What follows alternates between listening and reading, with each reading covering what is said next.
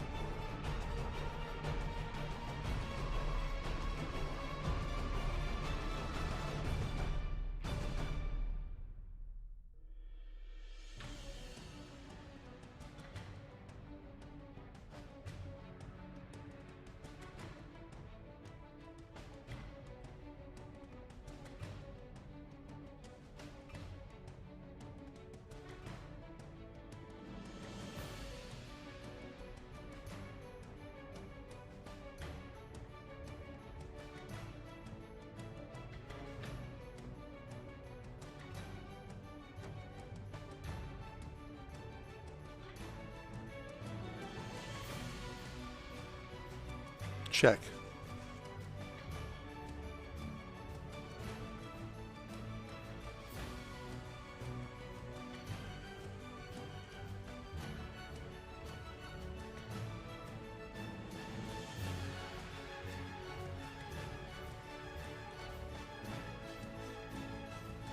We had an opportunity to sit down with Charlie Reynoso with future events and the IV Pirates, and here's that interview from earlier today. And we are very pleased to be joined by the Inland Valley Baseball Association founder and general manager, Charlie Reynoso. Charlie, thank you so much for taking the time this afternoon to talk with us, and want to start with the Inland Valley Baseball Association itself. Obviously, this is a project that, or a program that means a great deal to you. Can you talk a little bit about what you're trying to accomplish? What is the mission statement, if you will, for the association? Yeah, so the mission statement would be simply just to allow players to go play. I think we're not really profit-oriented as most programs are, travel ball programs. We're more interested in letting the players play, and so we are really, really dedicated towards just player advancement and development. And talk a little bit about how the process goes about with players coming to the program itself, in terms of how do they contact you, how on occasion do you contact them? So in a typical year, we have a tryout at Cal Poly Pomona and on Memorial Day. And so that's a lot of the players that we get are there, and kids that we know through college coaches and so forth. This year it's been a little bit different, where we have pro scouts helping us find players, and college coaches that I have relationships with, that we have been able to get some of their players and work with them. And so we've been fortunate that way. And want to talk a little bit about the Pirates themselves, who are having a great tournament so far. Obviously, there's a lot of players here that you're very familiar with and that you knew about before. Maybe some players that came to you more last minute, or that you haven't had the experience with. But has there been any players in particular that have really surprised you or shown you something that you really weren't expecting that you'd like to recognize? Yeah, so I'd say Matt Sanchez. So Matt Sanchez is, well, I call him the magician. It's a name I gave him. He does not have it from anybody else. But I just have seen so many swing and misses, and we watch him pitch, and we really have trouble, trying to see why they're not hitting the ball. But because when he throws it, it's pretty much waist high, a little higher than waist high, 87 to 90, and I just keep thinking he's going to get hit, and he just so many swing and misses. And so, we see him throw, and you just see so many guys have no connection, and it just, I can't explain it. It's got to be invisible. Dennis, did you have a question? I did. So, Charlie, let me ask you this. About, let's say, 30 to 45 days ago, there were no sports being played at any type of level. So how did this come about so quickly? How were you able to put it together? And then what was the biggest challenge facing you getting this off the ground? So it was the biggest challenge getting it off the ground was getting a field. We tried to use Quake Stadium. We couldn't get it. We tried so many different fields, and we just couldn't get a field. And I think that's canceled a lot of the baseball this summer. And so a lot of the work has really been tied into that. And as far as getting the players, it's been a little easier because there's been less places to play. And so we've been able to capitalize that way. Returning to the Pirates, you talked about Sanchez and the magician, and speaking of swings and misses, one other pitcher that we have been able to show and wanted to talk about as well was left-hander Ricky Tiedemann. Doesn't seem quite so magical with what he does, just overpowering stuff. But can you talk a little bit about how Ricky came onto your radar screen and what you've seen from him on the mound? So Ricky came by way of one of our scouts, Tim McDonald, who recommended him. I can tell you that he throws. He's very powerful. You're right. He's down and away. He's 90 to 92. He dominates. He also has command of his curveball, which has been surprising. Probably another reason why he's been so dominant. Ricky is, I think he struck out 9 out of 10 guys, and I think that 10th guy was a strikeout as well. So yeah. Charlie, my follow-up question to you is, what's been the most gratifying thing about seeing this, being able to pull this off? We're in week 4, one more weekend to go next weekend. I know no fans can attend, but there's been a lot of scouts on hand for these first 4 weeks.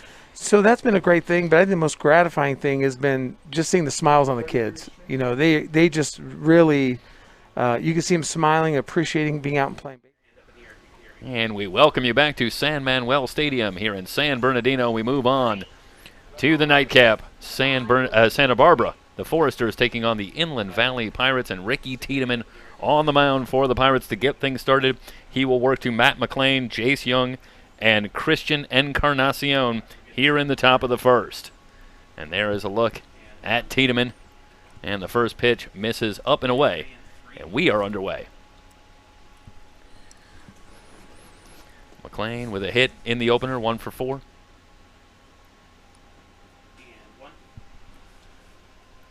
Tiedemann rocks and fires just high with the fastball, and it's quickly 2 balls and no strikes.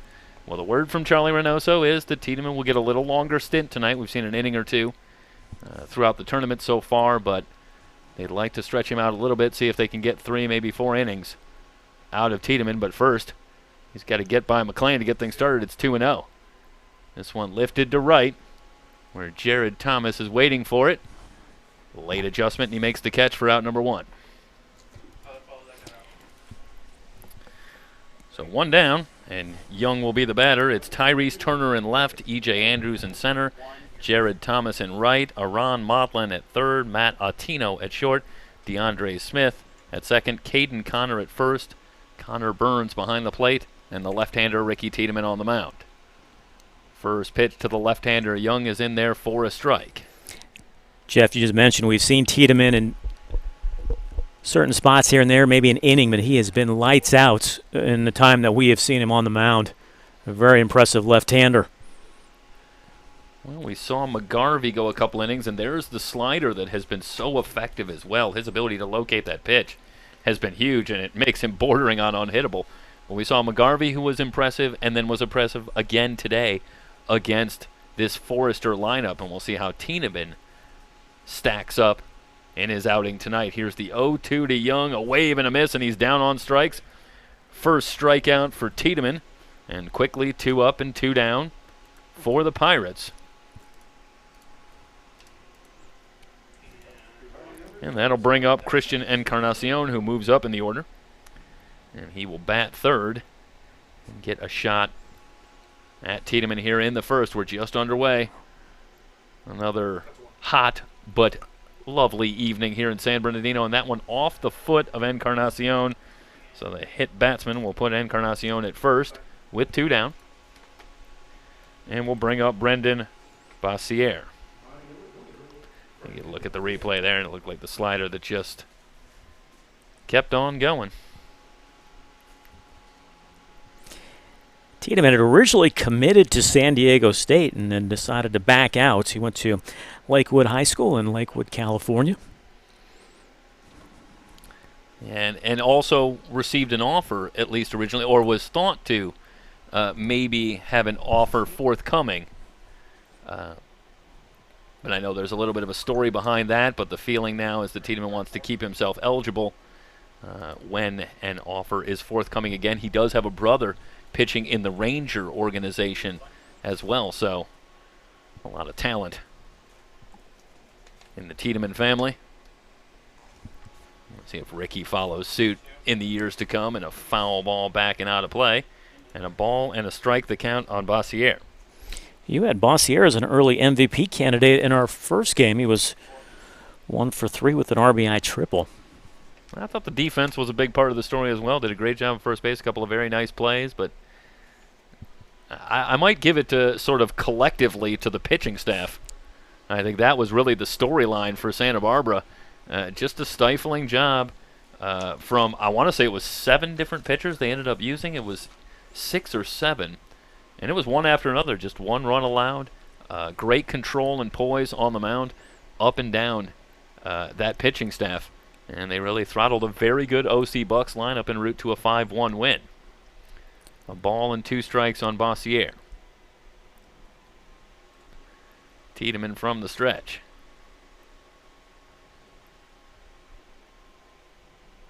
And now a long look, and Bossier will ask for time.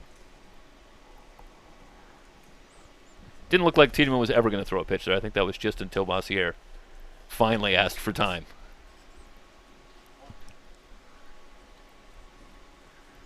And another long look. A measured pace from Tiedemann. Here's the 1-2. Tried the slider, and it's outside. Count evened up. 2 balls and 2 strikes. I think this is only the second batter to reach versus Tiedemann in his 3 innings. Just had to take a slider off the foot to do it. And Encarnacion at first.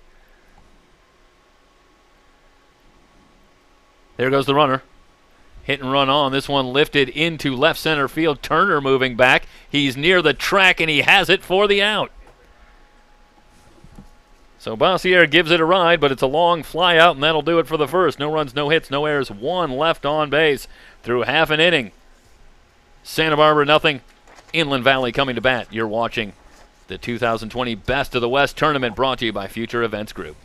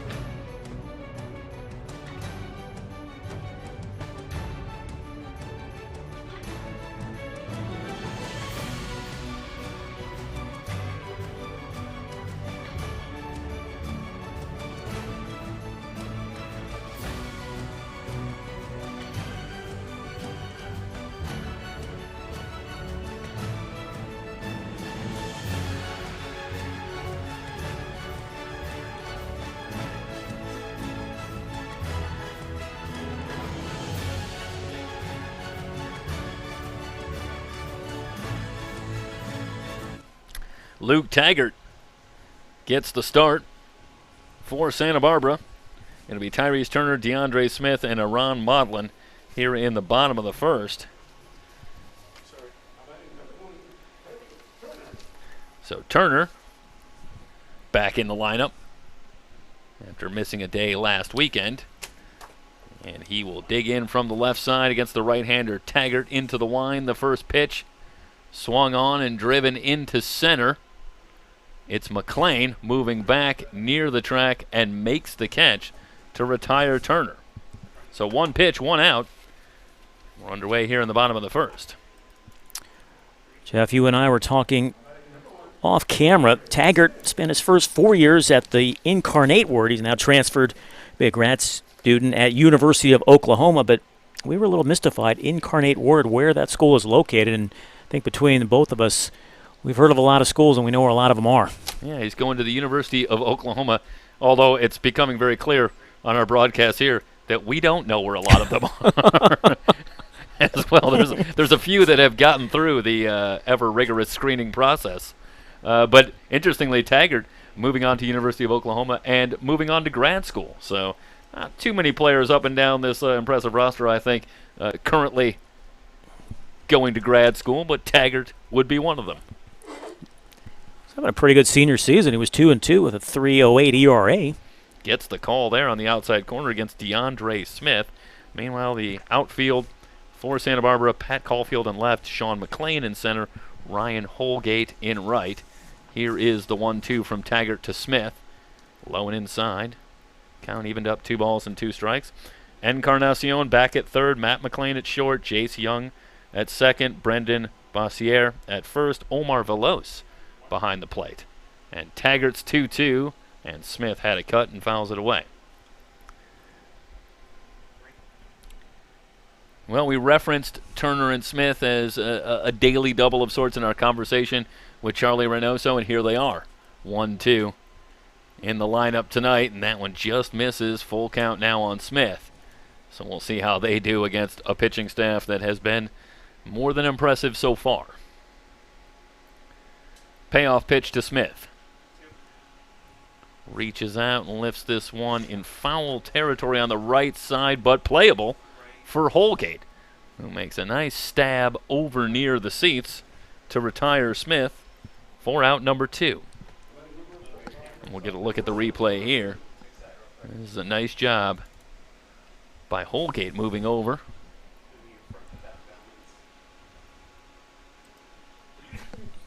And good hands for Holgate. 2 down, and that'll bring up Modlin. It's a nice play, especially out there is not familiar with this ballpark. First pitch swinging and fouls it away. Pretty good foul territory, and then once you get out to about near the outfield walls and left and right, it really have a lot less foul territory. The 0-1 from Taggart, breaking ball, again pulled foul. Quickly, no balls and 2 strikes. Almost like Fenway Park, and when you get down in the left and right field corners, Jeff, not a lot of foul territory. And Rod Mondlin at Pepperdine and hit nearly 300, starting 37 games as a freshman for the Waves.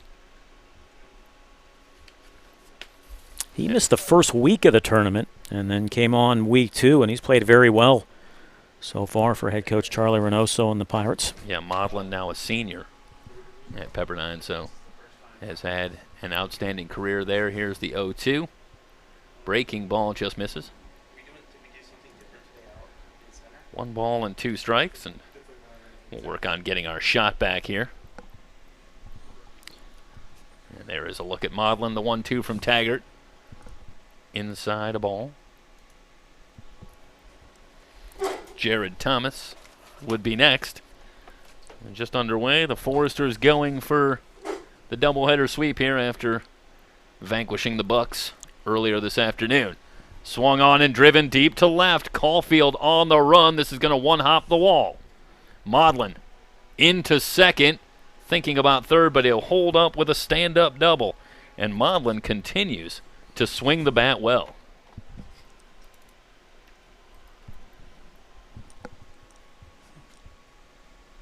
I had flashbacks there that they were calling it an inning as I saw the players starting to head off the field, but I don't think we're doing that tonight. No, I don't think we'll have any rollover innings whatsoever. So Modlin gave it a ride there, and he almost wondered if he got a little more air under that ball, how far it might have carried. That was a rope over the head of Caulfield and left. Ends up at second, an RBI opportunity for Jared Thomas, the right fielder. So Thomas standing in from the left side. First pitch from Taggart in the dirt. So 1 ball and no strikes. And looks like we're having a minor issue with the center field shot, and we certainly hope to get that back. I'm sure we will. The guys are pretty good. There it is. Ask and you shall receive. Fly ball center field. Room for McLean. He's there and he's got it. The Pirates strand a runner at second. No runs, 1 hit, no errors, 1 left on base. We're through 1 scoreless. Santa Barbara, Inland Valley. It's the 2020 Best of the West tournament on SoCalCollegeSports.com, brought to you by Future Events Group.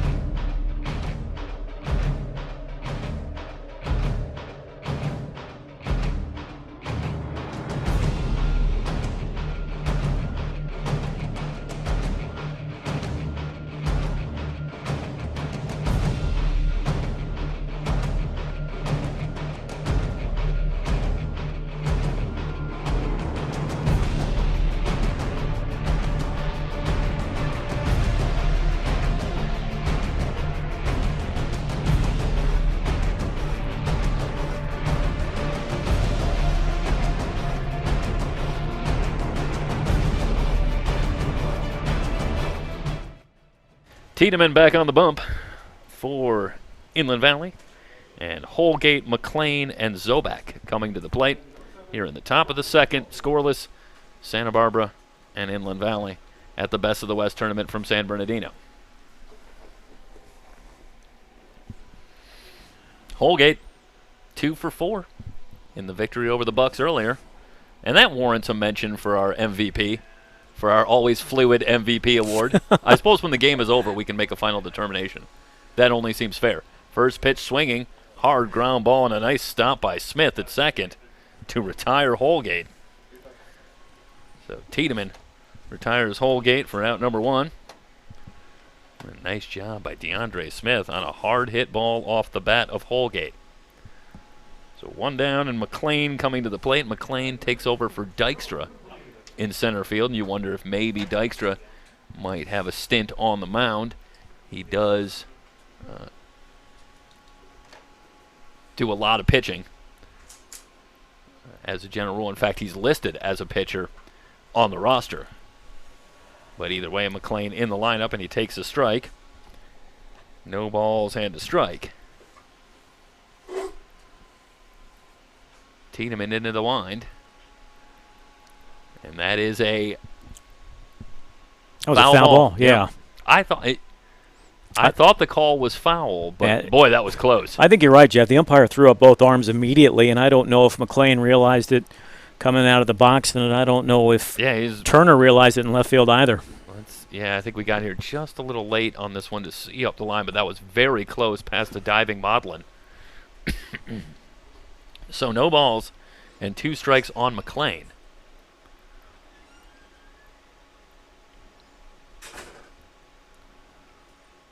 Tiedemann ready. Here's the pitch. Fastball way high. 1 ball, 2 strikes. We're in the top of the second.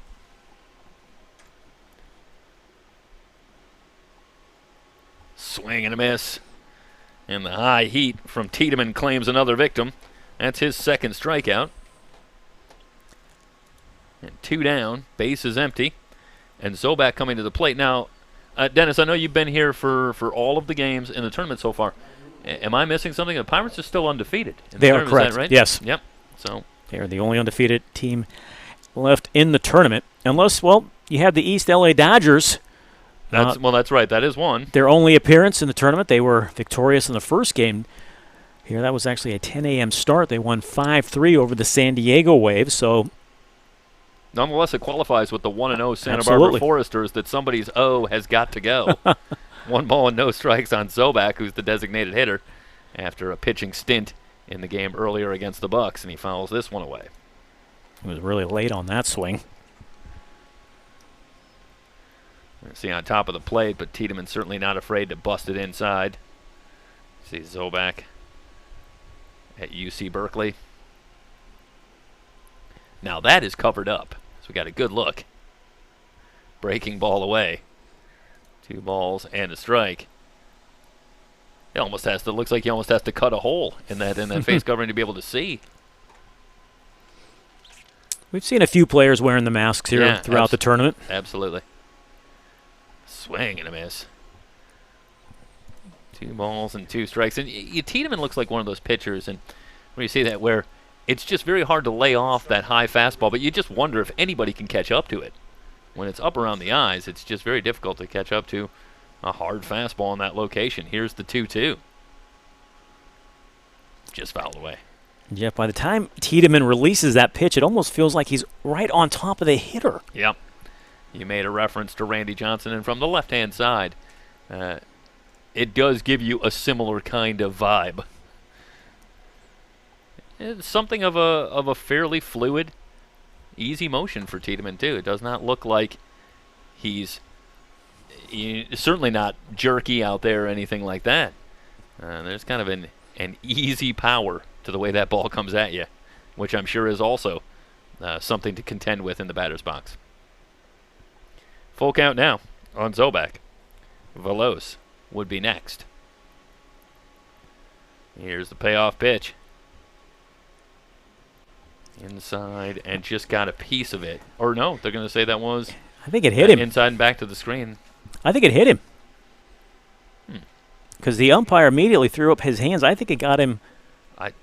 That's one of those ones, though, you almost wonder. Did it hit the bat? Well, that's what I wonder, because, there is just no reaction at all. And it's hard to believe getting hit by that ball that you wouldn't feel it at some degree. But that is very close. But either way, there definitely was contact, so I think you're right. The eyes are good, D. Good call. Glasses help. Not for me. 1 ball and no strikes to count now on Veloz. So a base runner with 2 down.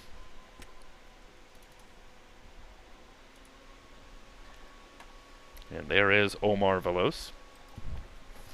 Tiedemann ready. Here's the 1-0 pitch. A swing and a miss at the high fastball, and I'm not sure that I've seen anybody put a high fastball from Tiedemann in play in the tournament so far. I think I would second that. Veloz on his way to Cal State Fullerton after a couple of years at Mount San Antonio College. The last couple of years. The 1-1 pitch. Inside a ball.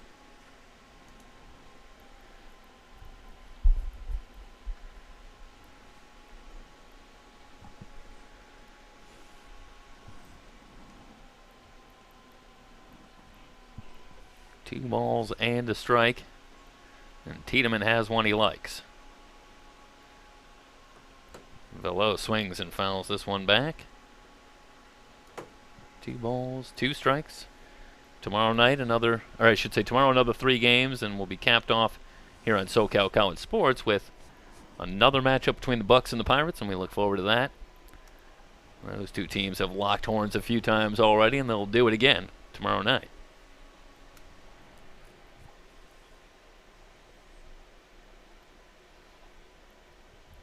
Got him.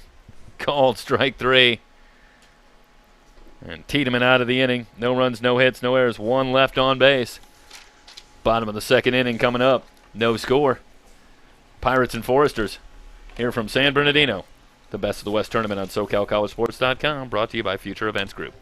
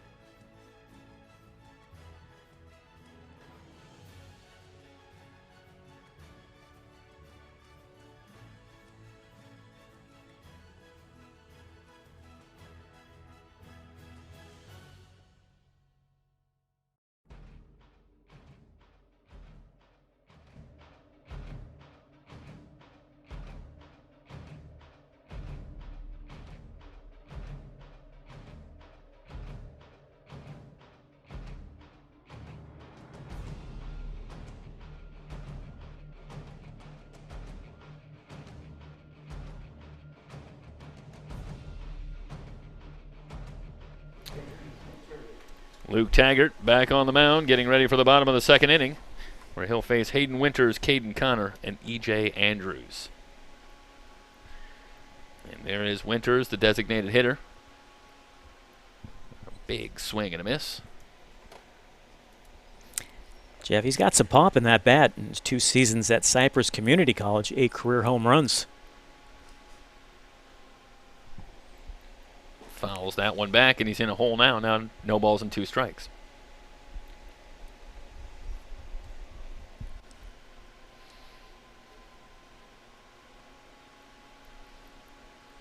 Taggart working quickly. 0-2 pitch, goes off speed and misses. 1 ball, 2 strikes. In between innings, we were talking intimidating pitchers. Who would you go with as the 2 that you've seen, Jeff? Well, we threw out Goose Gossage, which certainly felt like a good one. I was going to throw two names and go to non-relievers, and there Sure. are more than them, but I would think probably Bob Gibson, Randy Johnson. Sky high on the right side, moving in. It's Holgate, and he'll take it for the out.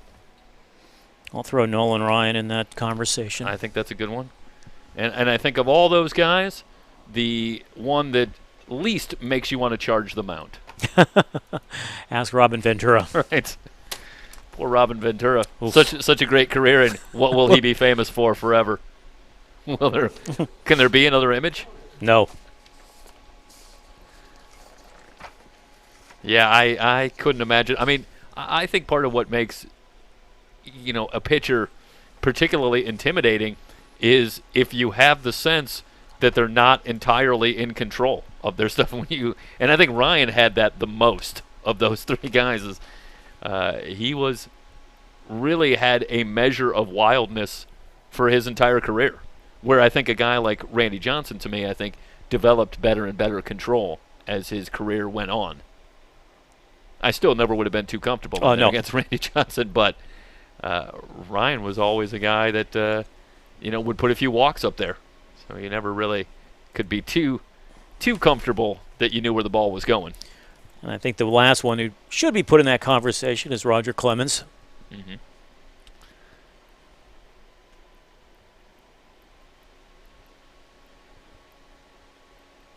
Breaking ball in there for a strike, and now it's even up 2 balls and 2 strikes on Connor. Yeah, the Rocket's a good one. And then there was just Bob Gibson, who, if there was any particular reason that he felt it was warranted, just wasn't afraid to plunk you. Nope. That was his plate. And Don Drysdale, I think for that same reasoning, was always regarded as an intimidating pitcher, just the willingness to do what had to be done. Off the end of the bat, sinking, and it's going to drop in for a base hit. So Connor with a 1-out single and another base runner for the Pirates. Here in the bottom of the second, that'll bring up E.J. Andrews. Andrews back down in the 7 spot. Seeing him batting leadoff. Well, it's closer to the middle of the order. And today he's in the 7 spot.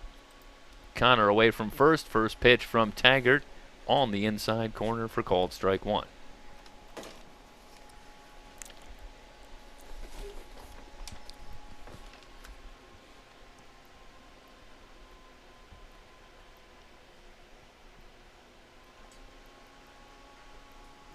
Andrews in a hole now, no balls and 2 strikes. Well, it's hard for me to imagine, just staying with the intimidating pitchers, it's hard for me to imagine that Aroldis Chapman is not intimidating on the mound.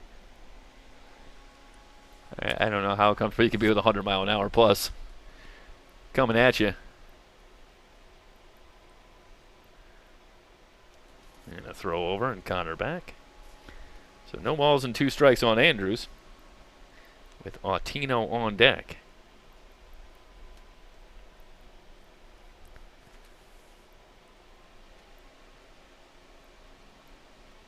Taggart from the belt. Popped up behind second, and it's Holgate again coming in and has it for the out. 2 down. Connor's still at first, and now it's Autino coming to the plate.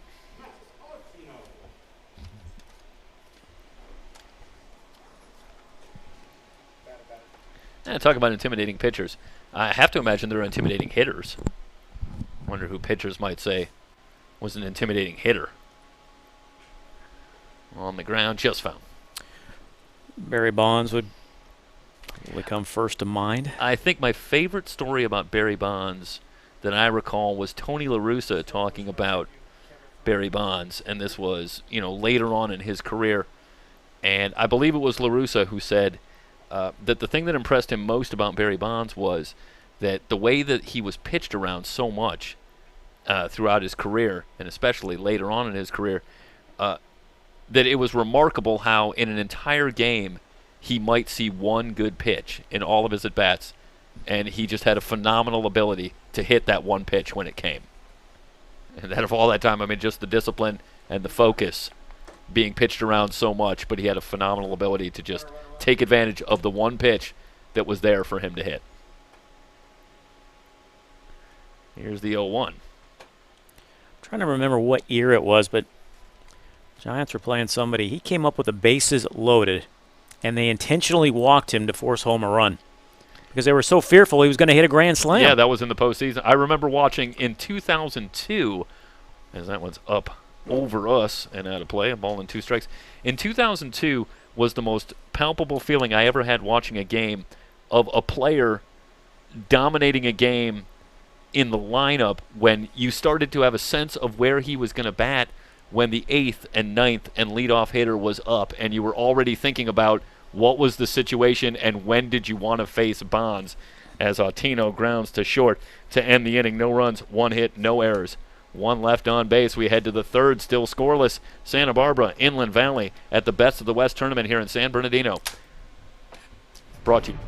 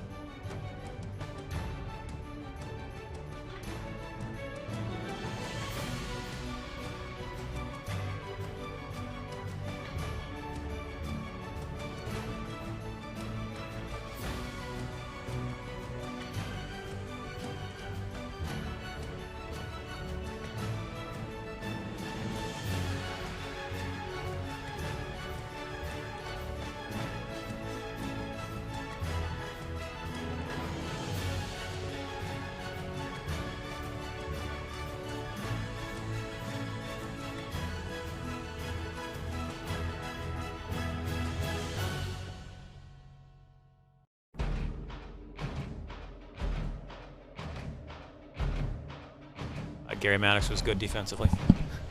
I'd have to say so. Pat Caulfield will lead things off, followed by Matt McClain.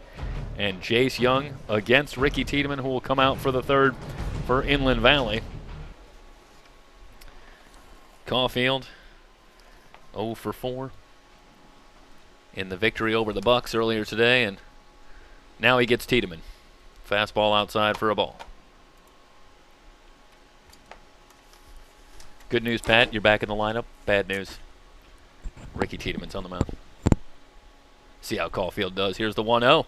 Swung on, driven to center, but Andrews will move over and make the catch. 1 out here in the top of the 3rd, and that'll bring up the top of the order, Matt McClain. And that ball first left the bat of Caulfield. I thought it was going to be driven deep into center field, and it's kind of died out there. Yeah, it's a good swing for Caulfield. Didn't quite get all of it. And McClain, who flied out to right to get things started, will be the batter. Tiedemann kicks and delivers, tries the slider and misses inside. Talking about intimidating batters, we threw out the name George Brett as one. I think just a guy that can hit any pitch. That's got to be intimidating. When a guy can hit pretty much any pitch you throw hard to any field, can take you out of the yard too. You ever seen a ball hit much harder than Brett hit that one off Gossage? Oh my goodness. Cameraman. Remember the cameraman couldn't even find it. Well, sure. I mean, how often do you find one at the 3rd deck or wherever that one landed? You were mentioning Barry Bonds when, you're like, okay, where does he do up the next inning? And yep.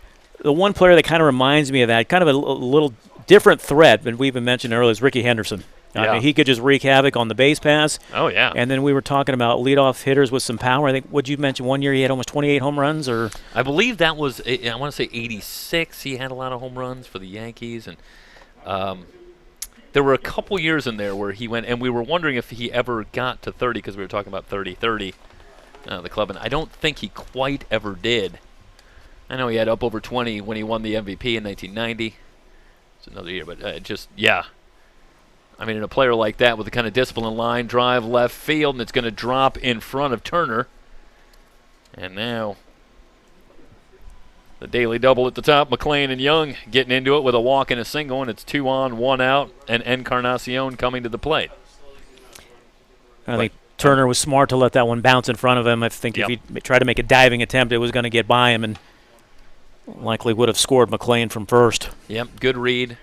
Keeps it at first and second, and you got obviously one of your top pitchers on the mound. You got to have a little faith in Ricky Tiedemann that he can work his way out of a jam, but this is a new experience for us here at the Best of the West tournament. Tiedemann with a couple of runners on, and let's see how he is able to work with a very dangerous Christian Encarnacion standing in for the Foresters. Fastball, bouncing ball in the hole. Autino can't come up with it cleanly. This is going to give the Foresters the lead. McLean will score. Young digging hard, and he makes it to third. Gotta believe that's going to be a base hit for Encarnacion. Tough play for Autino. And McLean scores on the play, and it's the Foresters who draw first blood against Inland Valley. They now lead it 1-0. That was a real tough play for Autino, the shortstop. Just handcuffed him and scooted away far enough, allowing Young to move from first to third on the play. And more, as you say, Dennis, more heady base running for the Foresters as Young never stops running on that play once it squirts away from Autino. And the play in front of him, and Young able to see that third base was there for the taking, and he does. Breaking ball misses for Tiedemann. It's 1 ball and no strikes on Bossier, who flied to left his first time up. Jeff, I was wondering if the hitters were having a tough time picking up the pitch because right now the pitcher's in shade, then you have the sliver of sun, and then it goes back into shade, but it appears they're zeroing in on these pitches. Yeah, you would think this would be big-time advantage pitcher, but give the Foresters a lot of credit. They are having a solid inning here, and it's 2-0 now for Bossier with runners at the corners.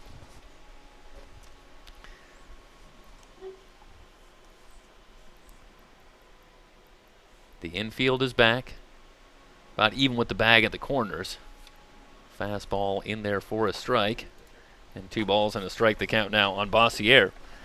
And Tiedemann would love to get a ground ball somewhere up the middle here. See if he can get out of the inning.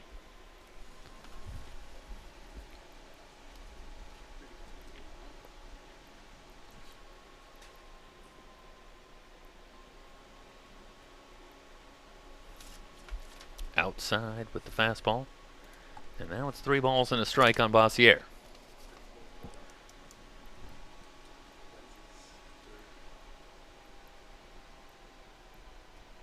Holgate, who's got some pop, on deck.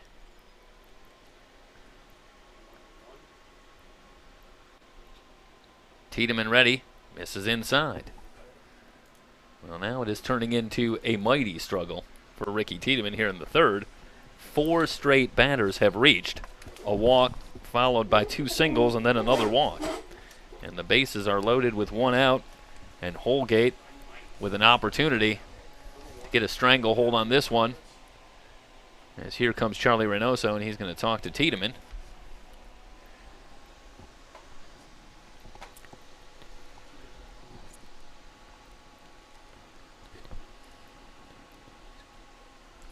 And it looks like this is more of a conference to talk things over, maybe settle Tiedemann down a bit. He's going to remain in the game.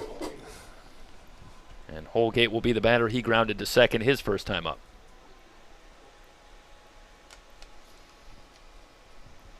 Well, a refrain from our earlier game today, and certainly not the kind of team that you really want to get a crooked number on the board and get to a good-sized lead against you, because it is going to be tough to score runs. So the pressure only increases for Tiedemann and the Pirates in the field. as they trail it 1-0, but the Foresters have the bases loaded. On the ground, it's through for a base hit. This will score 1, maybe 2. Here comes Encarnacion. He will score on the play.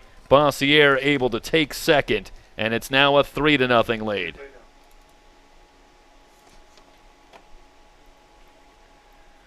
Holgate, just enough of this one to get it by Connor. And plate 2. And the Foresters jumping on Tiedemann here in the 3rd inning. It's now 5 straight that have reached. And as Reynoso comes out again, that'll be all for Ricky Tiedemann, who will go 2 1/3. We'll come back, tell you about the new pitcher. It's the Best of the West tournament here from San Bernardino, brought to you by Future Events Group.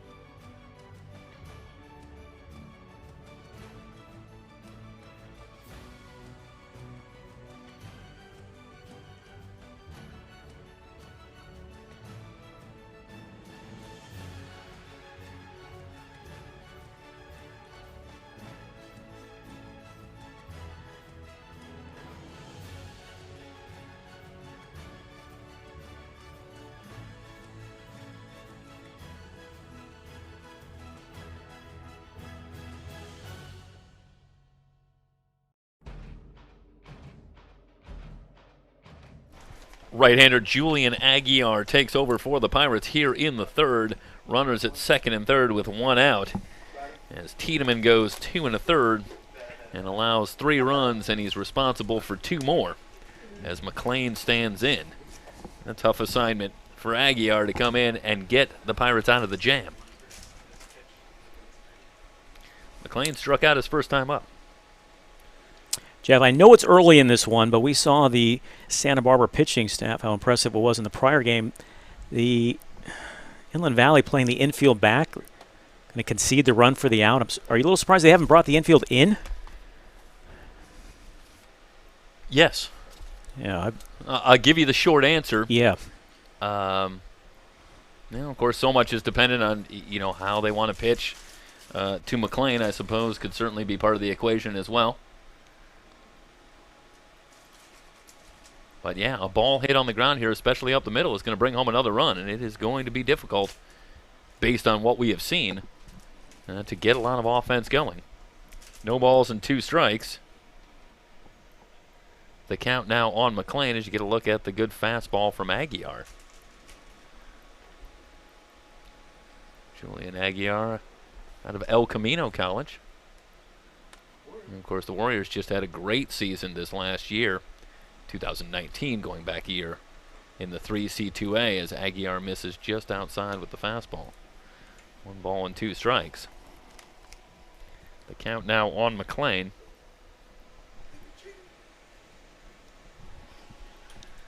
See, E.J. Andrews out in center field has cheated in a couple of steps against McLean, and that has been a fairly familiar strategic decision across the board here in the Best of the West tournament. But with this particular lineup, there's some pop up and down this lineup. I think it's a dangerous move. And McLean able to just get a piece of that ball and stay alive. Went down on one knee at the end of that swing.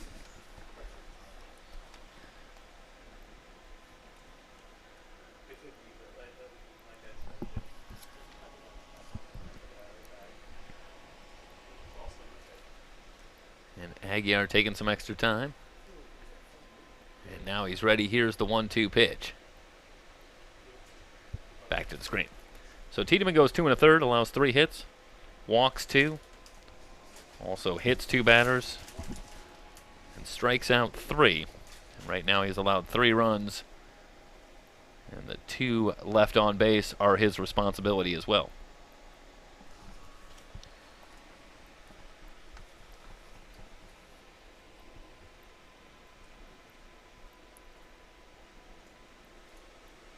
Fastball low. 2 balls, 2 strikes.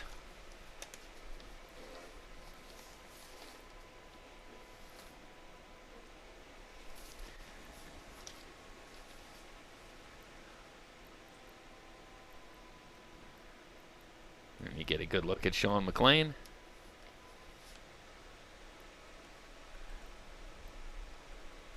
Aguiar from the belt. 2-2 pitch, curve ball, called, strike 3. So Aguiar comes in and gets a massive strikeout, fanning McLean for out number 2. And now, if he can simply retire Zobak any old way, the Pirates are at least out of the inning. Well, this puts you back in mind of Sam Gomez and the job he came in late.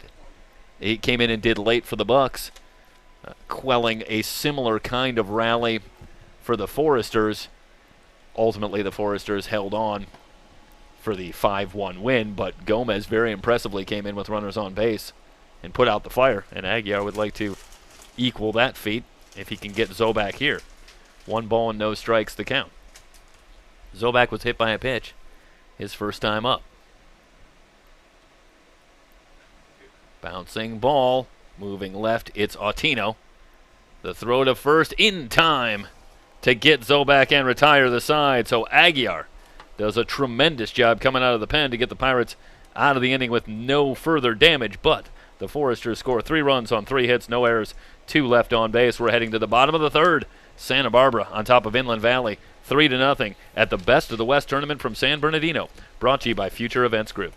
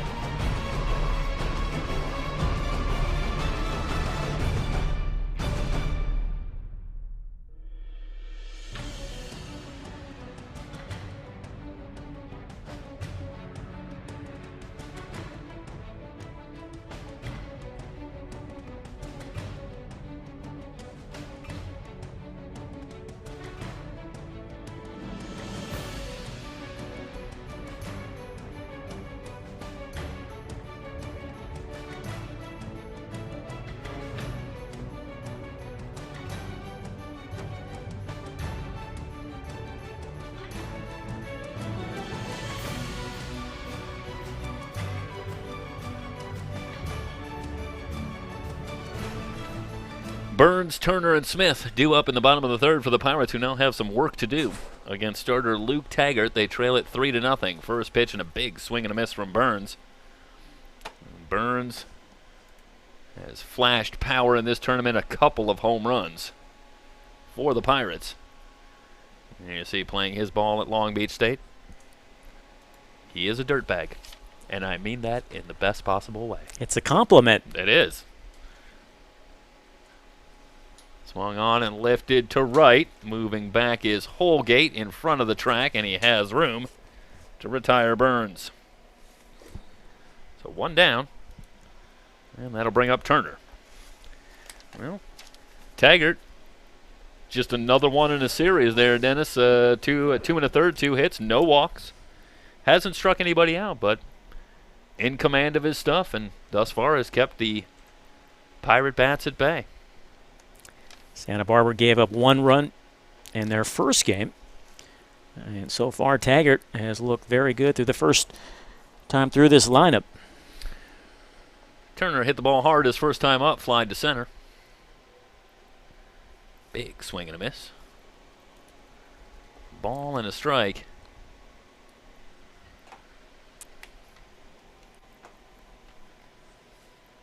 Taggart ready. 1-1 pitch, low and inside.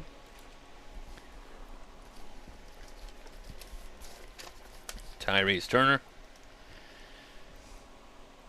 finishing up his freshman year at USC, pops this one up down the left field line. A long run and a great sliding catch out there by Pat Caulfield to retire Turner. And we'll have a replay of this one for you. A long run for Caulfield. And this is a big play to make if you're the Foresters, because you keep Tyrese Turner off base. And anytime you can do that, you got to like your chances. 2 down, bases empty, and Smith will be the batter. Fastball inside. We've seen some good defense here this afternoon, Jeff.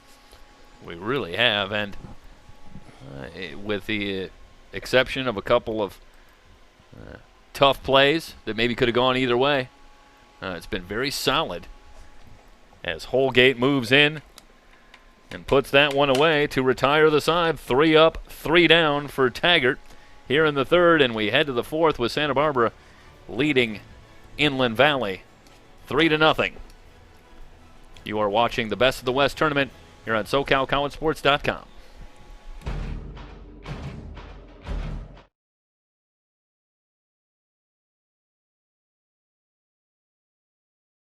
It's down to 2, final play of the third quarter. Blitz coming, but Tari is swallowed up. Oh, meanwhile, Smith lost the handle. Bilella for 3. It's good! And Gusto now will rise up from the 5-meter line and score! That's a terrific ball, and it's up. See if he does. Shot is up. And good! Baker hits! But it's on the ball. Top! Kenny Moore! Wow! 21, and now it's McCauley who can finish it out. And he gets the ace. Wilson, here comes the rush. Wilson on the reception, another touchdown for Tariq Wilson. Pass centered up, great read by Unke, outside Cruz, tools it. Looking for Larod down the near side, who's got it inside the 5. And that's victory number 48 without a loss. And OCC, your champion in 2019. Let's do it. The end of a tough year, San Diego State, once again, the Hawks soaring over all they survey. We have a new champ. It's Fullerton College and the Hornets here in 2019.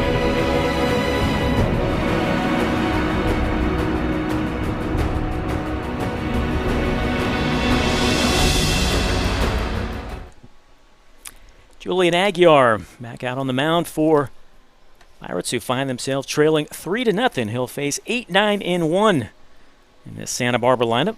Bellows, Caulfield, and McLean. Bellows 0 for 1. Struck out looking back in the second. Lights on here at San Manuel Stadium in downtown San Bernardino. It's really a nice ballpark. Single A affiliate of the Angels, the Inland Valley 66ers of San Bernardino.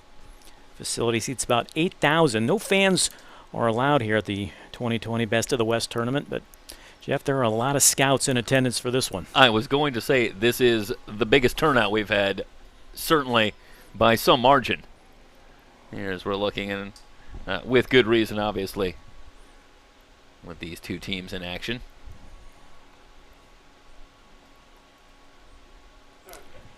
Aguiar into the wind is 1-1. Breaking ball stayed upstairs, 2-1. Well, Tiedemann, his final stat line, 2 1/3 innings, 3 hits, 3 runs, all earned, walked 2, struck out 3, and hit a couple batters, and that was the least effective that we have seen him, Jeff, in, 3-4 outings here in this tournament? Well, that's how high he had set the bar, that even the first couple innings when he held the Foresters scoreless, he had already shown more vulnerability than we had seen in any of his previous outings, and that's just how dominant he had been. But the Foresters able to break through in the third inning. And, it's as you often see, Dennis, against a very good lineup, if you're just a little bit off with your control, you can get in trouble in a big hurry. Connor's going to give it a look, but he's going to run out of real estate over there. So it'll remain 2-2 on the leadoff hitter here in the top of the fourth. Well, fellas, I almost get the feeling like he had trouble locating his fastball. We have not seen that in the first two outings. Now, you go back to week 2. He missed week 2, had an injury to his hand. Came back, was very solid in week 3. But, yeah, I think you guys are definitely right from the get. It didn't look like he had his ace stuff today. Slow roller. Wide of the bag at third. It'll remain 2-2. Omar Blows plays college baseball at Cal State Fullerton. About an hour away from here. Big West Conference. Yeah, he takes over for Cardenas, who was behind the plate in the victory over the Bucks earlier this afternoon. Here's the 2-2, and that sailed over his head. He didn't even make an attempt to get out of the way of it. I don't know if maybe he was so surprised it was coming right at him. Cue the bull. A Bull Durham reference for those. Yeah, who's the mascot here at the 66ers?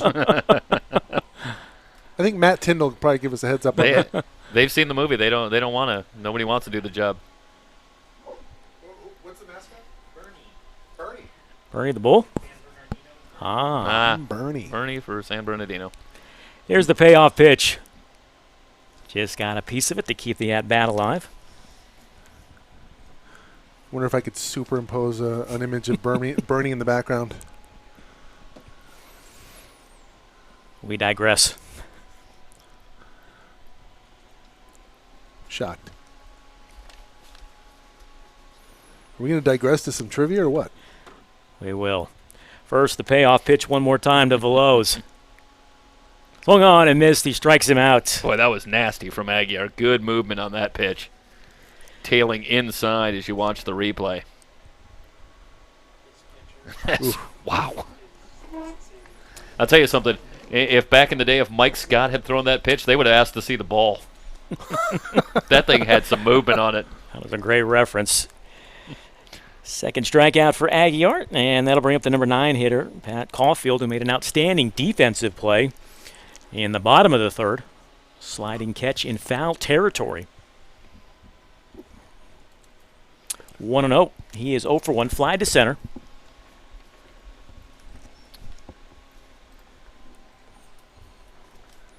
Matt McClain, the leadoff man, waits on deck. Santa Barbara leading 3-0. All 3 runs coming in the top of the third. Maudlin, 2 gone. Good hands for Maudlin at third, and Maudlin has really quietly had a very good tournament, swinging the bat very well and played a very solid third base. And this is a hard hit ball off the bat of Caulfield. And Maudlin makes it look easy. 2 down, keeps the bases empty, and this is a big outing for Aguiar. It's so important, and 3-0, to keep it right here if you can. This is an important relief appearance. You got to keep the Foresters within range and hope that the Pirate Bats can start to get something going to get back into it. Quick meeting on the mound with head coach Charlie Reynoso. Maybe out there to remind Aguiar of something. He's retired the first 4 batters he's faced. As Matt McClain now steps in. Officially 0 for 1. He has walked, scored a run, fly to right. Yeah, Matt McClain is now 1 for 5 in the doubleheader here tonight, but he's been on base 3 out of 7 times. So he's a dangerous hitter because he has a number of ways of finding his way on base. He was off to a red-hot start his sophomore campaign at UCLA, hitting almost 400. Also had 3 home runs. Hit down to second. Easy play for Smith. And the side is retired. 3 up, 3 down. We head to the bottom of the fourth. Pirates got some work to do. They trail at 3-0 here at the 2020 Best of the West tournament.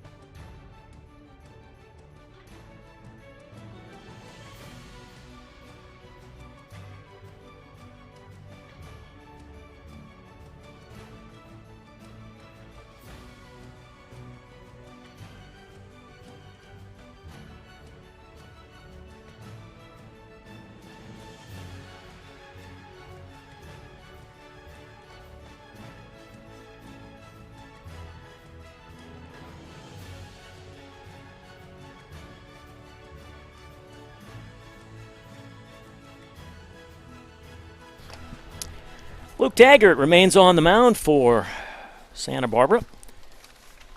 3 shutout innings to this point, giving up 2 hits.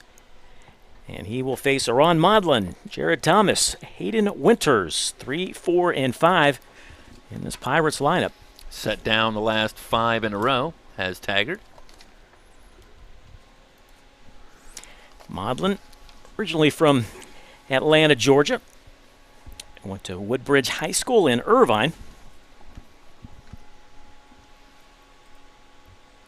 Nice job by Modlin laying off the slider. That was not Julian Aguilar.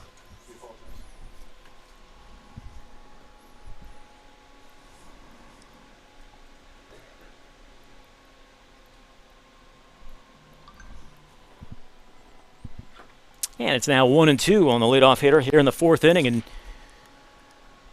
we've now seen, Jeff, Santa Barbara pitching for about 12 innings. And right now it doesn't look like you're going to get too many opportunities against this pitching staff. And down on strikes is Modlin. Or did he get a piece of it? I think he just got a piece of it. Yeah, I think you're right. Beg your pardon. But getting back to my point, I don't know how many scoring opportunities Pirates are going to have here in this one. Well, I think the 1 inning last game, I believe, was Churchill, who had a couple of walks, but I'm not sure another pitcher has issued a walk so far today for the Foresters. And in foul territory, Bossier can't make the grab. And when you combine that with pretty solid defense behind you, it becomes difficult to score runs. And that's what Santa Barbara has been able to do.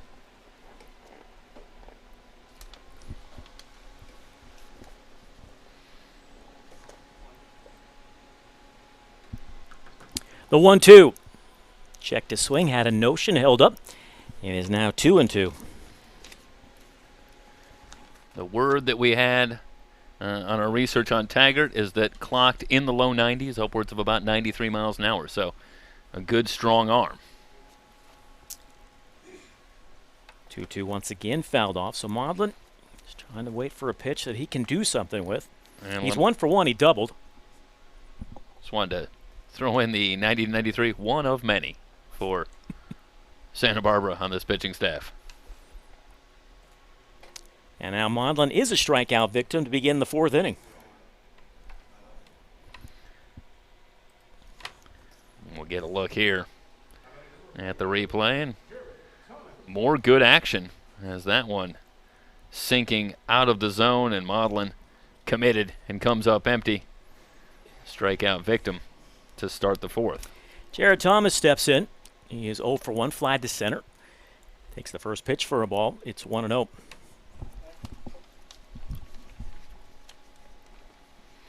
Taggart at the Incarnate Ward.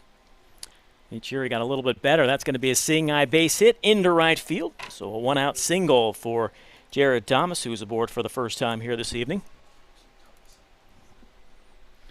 Good piece of hitting going down to get that one. And finding the hole on the right side.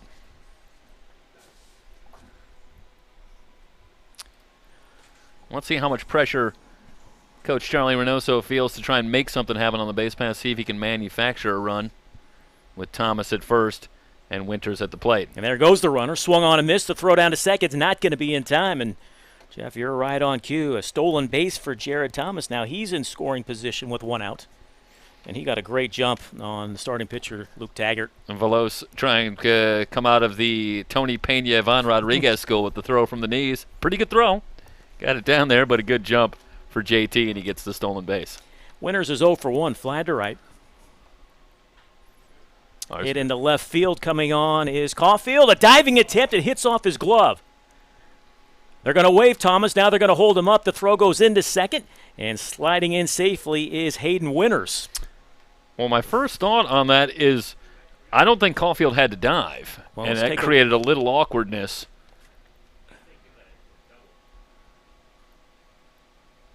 I don't think he had to dive either. I'd still give him a double, though, on the play. And that is how it's going to go down. Yeah, not an easy play for Caulfield on the run, even in the best-case scenario, but kind of an awkwardly hit ball. And perhaps a little misjudgment on the angle from Caulfield, and it ends up with Winters at second. So an opportunity for the Pirates to get themselves back into this one. One down, runners at second and third. Thomas is at third, Winters is at second. We talked about the opportunities they need to take advantage of, and this is one right here as Caden Connor steps in. He's 1 for 1 with a single. Not lost as there's a little bit of a break on that play for the Foresters, that ball ricochets, and instead of going off in some other direction, it really went right to McLean in center field, which allowed them to still hold the runner at third. Lays off that pitch, misses for a ball. This is the first time the Pirates have had 2 runners on. Yeah, up to 4 hits in the game. And the infield back, so the Pirates can get 1 back here with any ball hit on the ground. Connor disagrees. Nonetheless, it's now 1-2 on the Cal State Fullerton player. Appeared 9 games as a freshman. Hit just a .143, did have a couple of RBI, and he can pick up a couple right here with a base hit and bring the Pirates within a run. The 1-2 reaches for it, comebacker to the mound under the glove of Taggart. A run will score as Connor is thrown out, so it'll be an RBI ground out. First run of the game for the Pirates, and they now trail 3-1. Well, that is a break for the Pirates, as that was a comebacker and a play that Taggart had a major chance on. And I think you said it best, Dennis. That one just slid under the glove, and that ends up bringing the run home. If Taggart comes up with that one, I don't think there's any way you can score if you're Jared Thomas at third base. I do agree. Nonetheless, runner at third now, 2 gone. Let's see if E.J. Andrews can pick up a 2-out RBI.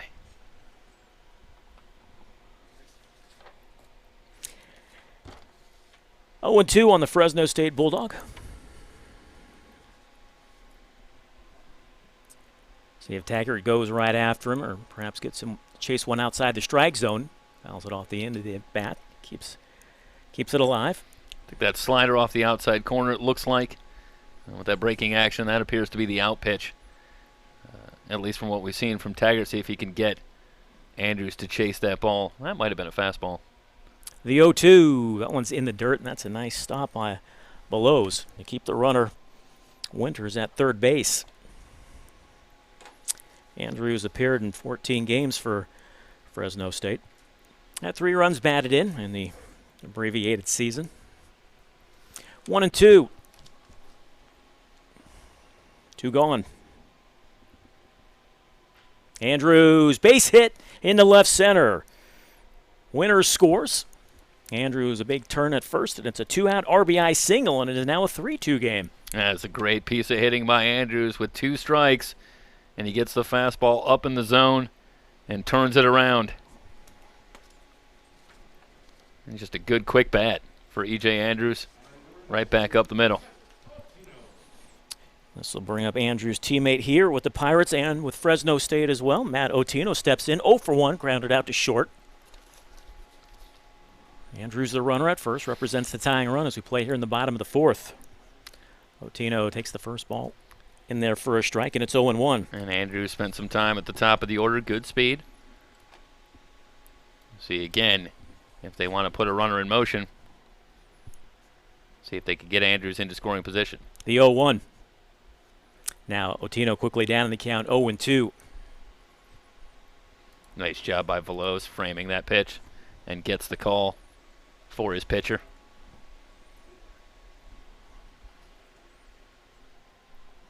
Runner goes. And that is a base hit past the diving shortstop McLean. Andrews is going to head to third. He'll be in there standing, and it's runners at the corner with 2 out. And I think if you're the Foresters, you're a little concerned right now that Luke Taggart is up in the zone with most of his pitches. Not a particularly long outing, but not a lot of reps on the mound with the shortened season, and it is, of course, don't kid yourself, still beastly hot out there. It is indeed. The lights are on. There's a sliver of sunshine left. Right field on against the wall, but ball should not be difficult being picked up this time of day, 7:32 p.m. Pacific. The entire infield now joins the huddle on the mound. So all this damage coming with 2 outs, Jeff. Yeah, back-to-back hits for Andrews and Autino. And a couple of runs in, and this is a very nice response for the Pirates. And another thing to consider here, if you're the Foresters about this situation, is there's substantial danger here. Connor Burns, with the 2 home runs in the tournament, is the batter. And one more mistake up in the zone from Luke Taggart, and we could be talking about 5-3 here very easily. We can. His junior year was his best year in high school, where we went to Don Lugo. He hit 4 home runs in just 30 games. And we have a shot of the bullpen and some activity as Bryce Warricker is up and throwing for the Foresters. But it's going to be Taggart who will stay on.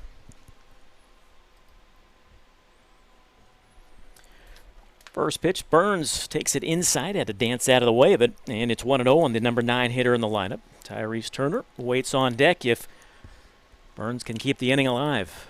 Andrews is the runner at third. Autino the runner at first. Foul back, count even up at 1-1. Foresters 3 runs on 3 hits, no errors. Pirates 2 runs, 6 hits, no errors.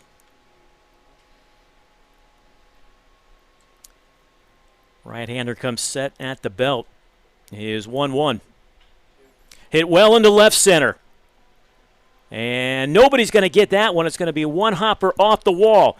They are going to wave Autino. There'll be no play at the plate. And the Pirates now lead it 4-3.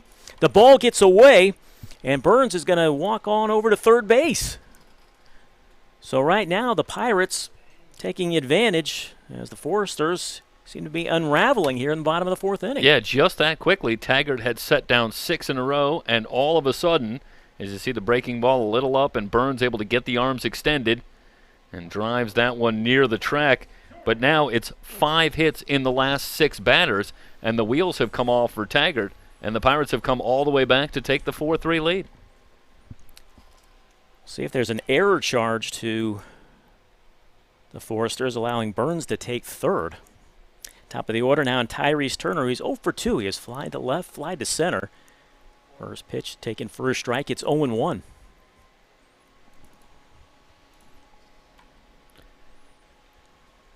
Well, an impressive inning for the Pirates gets a little more impressive as they have come all the way back.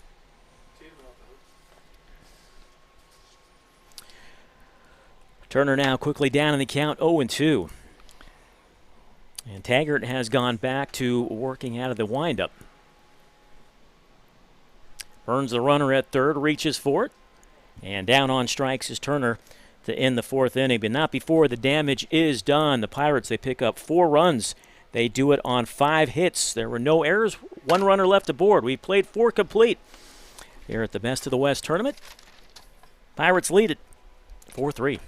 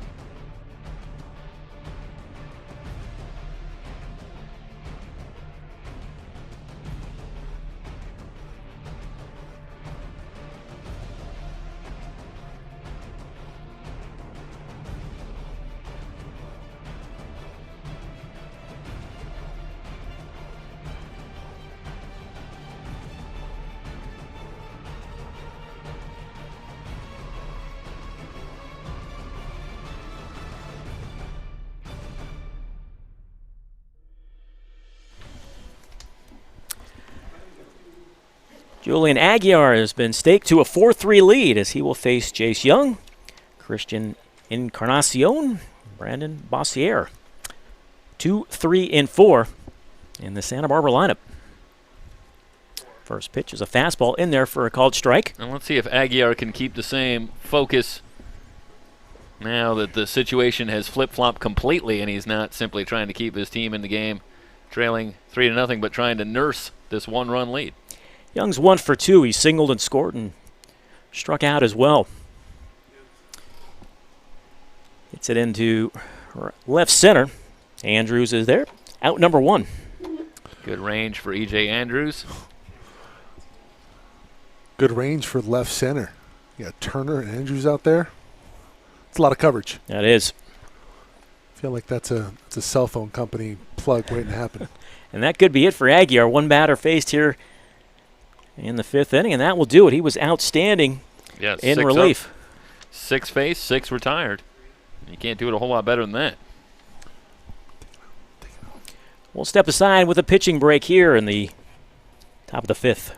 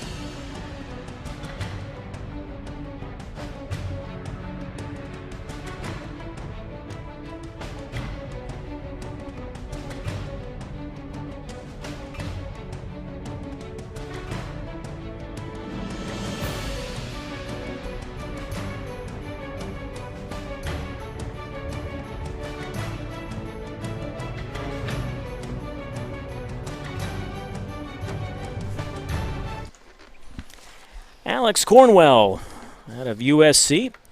He is the new pitcher for the Pirates as he takes over for Julian Aguiar, Jeff, who was outstanding in relief. Yeah, Aguiar right now, game saver for this Pirate squad as he kept them in the game until the Pirates could turn it around with 4 runs in the bottom of the 4th, and he hands it over to Cornwell, as you say, out of USC, and a one-time draft choice of the Cubs organization back in 2017. So a lot of pedigree here for the Pirates. Encarnacion fouls off the first pitch. He's been aboard twice. He singled and scored, also had an RBI, and then was hit by a pitch. Officially 1 for 1. Cornwell's from La Cañada, went to Marantha High School. Now quickly ahead of Encarnacion, 0-2. Cornwell had some injuries after graduating from high school. He sat out the 2018 and 2019 season with injuries, and then this past year made 4 starts. Was 2-1 with a 3.66 ERA and 19 2/3 innings pitched. That one's lifted into center field. That's sending Andrews back near the warning track, and he hauls it in a couple of steps in front of the wall. And the Pirates taking full advantage of the ballpark and all 410 feet as Encarnacion gave this one a ride and chased Andrews all the way back in front of the 410 sign. Jeff, I got to believe if he hits that anywhere else in this ballpark, it is a home run. Yeah, that takes it out for sure. Bossier now will step to the plate. He's officially 0 for 1. He walked, was eventually stranded at third base back in the 3rd, and then he flied to left. Swings at the first pitch, lines it in the left. Tyrese Turner has it. Side retired. 1, 2, 3 go the Santa Barbara Foresters here in the 5th, headed to the bottom half of the frame. Pirates still leading 4-3.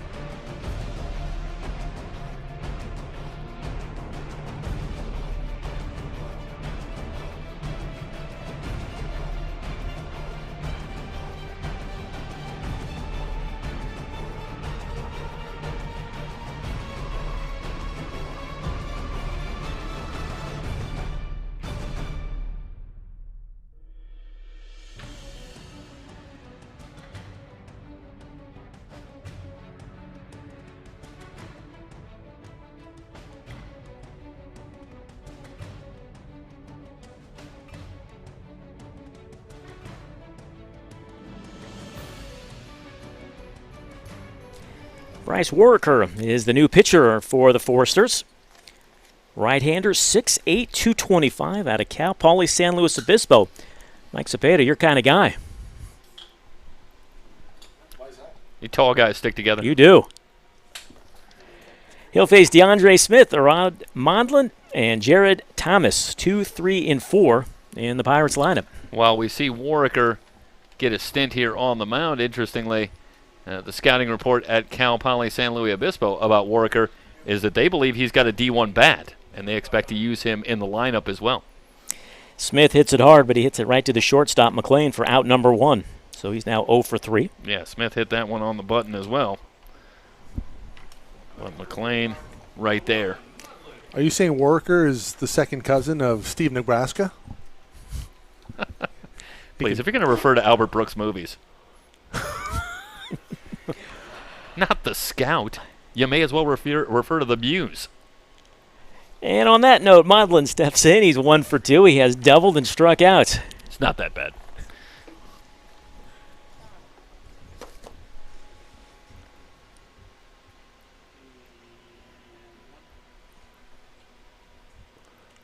Where does it rank as a baseball movie? Well, behind some of the other ones we've talked about, I think. That's a fact. 1-0 on Mondlin. Outfield plays him straight away.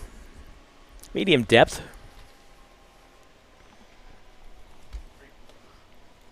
That was a good curveball from Mondlin. Or I should say from Warwicker to Mondlin. Oh.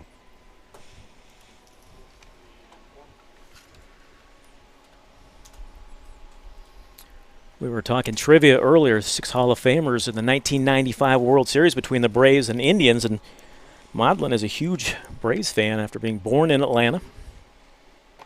It's his favorite team. Well, he's had a lot to be happy about until very recently, I would say. That's probably been pretty fun to be a fan of that team. What a run they had from the 90s into the 2000s. They dominated that NL East. Swung on and missed down on strikes, and they actually started in the NL West when that streak began. Yeah, there was, 3 division championships before realignment. So with 2 gone, Jared Thomas steps to the plate. 1 for 2, singled. Stole a base, scored a run. Fly to center. You know, with the expanded playoffs, how long will it be before we see a team win 103 games again and not make the playoffs? Never. I got to believe it's going to be, yes, the first of never when we'll see that again. And the Miami Hurricane with a big cut.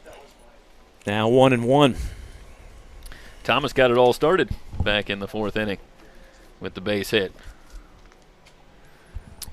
So we have a plane right above the stadium.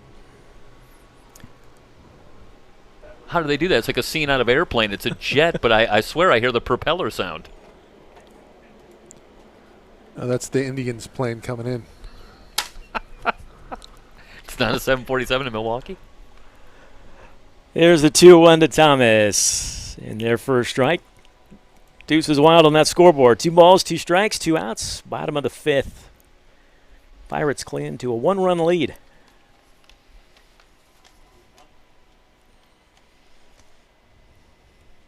Right-hander wheels and deals. Ground ball down towards second on a big hop. Young, and the side is retired. No runs, no hits, no errors. We played 5 complete here at this 2020 Best of the West tournament game, and it's the Pirates leading the Foresters 4-3.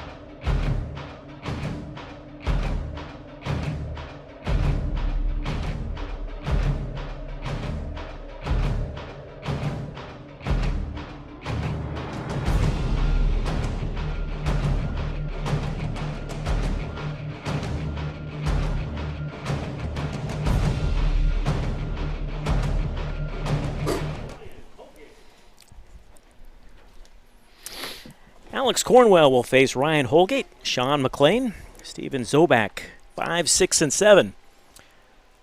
Modlin near the dugout's not going to have a play. Holgate is 1 for 2. He had a 2-run single and bounced out to second.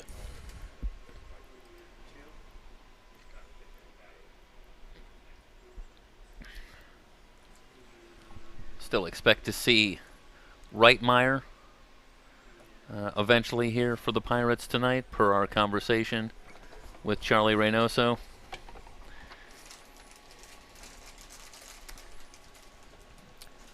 So maybe Hazelwood. He mentioned a couple names set out in advance who he would likely be going to. Holgate lays off the fastball. It's now 1-2.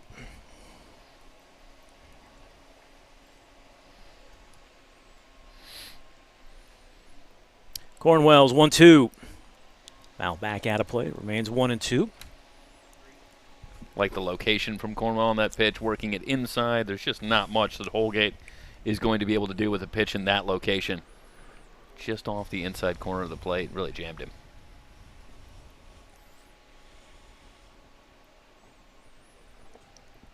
The 1-2. Once again, foul back out of play.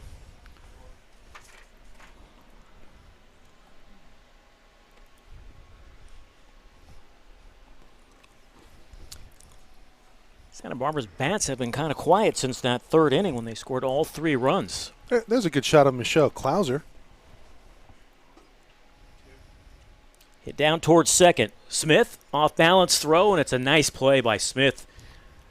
1 out here in the top of the 6th. Yeah, to your point, 9 in a row set down now by Pirate pitchers here in the top of the 6th.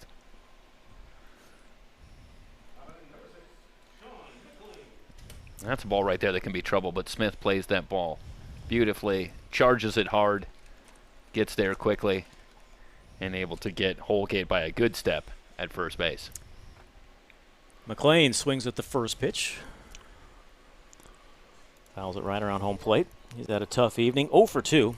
And again, Michelle Klauser, our point person on this with Future Events Group. And, of course, special thanks to her. Karen Shue throughout the week. We've been in contact. Big week, doubleheader here on SoCal College Sports. Yeah, we can put a face to the name now. 0-2 as McLean can't catch up with a high fastball.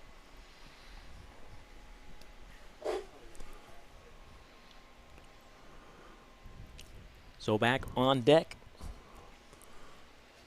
The 0-2 from the lefty. Oof. Swung on and missed. Cornwell strikes out McLean. Now 0 for 3 with 3 strikeouts as he heads back towards the dugout. And here's the breaking ball and just drops out of sight. And McLean down on strikes. I'll bring up the Cal Bears. Steven Zobak, designated hitter here this evening. He is officially 0 for 1. He was hit by a pitch and grounded out. Swings at the first pitch. Down in the count 0-1. See a lot of swinging early in these counts, but Cornwell buys that kind of credibility by consistently being around the plate. And when you're able to locate pitches and get called strikes, puts a lot of pressure on opposing hitters to get up there and hack away. Now it's 0-2. Well, Aguiar and Cornwell have been brilliant in relief. Had a notion. I'll say he got it. He did go around. Well, we'll have a pretty good look of it, him going around. Did he? Yeah. Affirmative. Cornwell strikes out a couple here in the top of the 6th. 10 in a row now, retired by Pirate pitching. Head to the bottom half of the frame. 4-3 Pirates.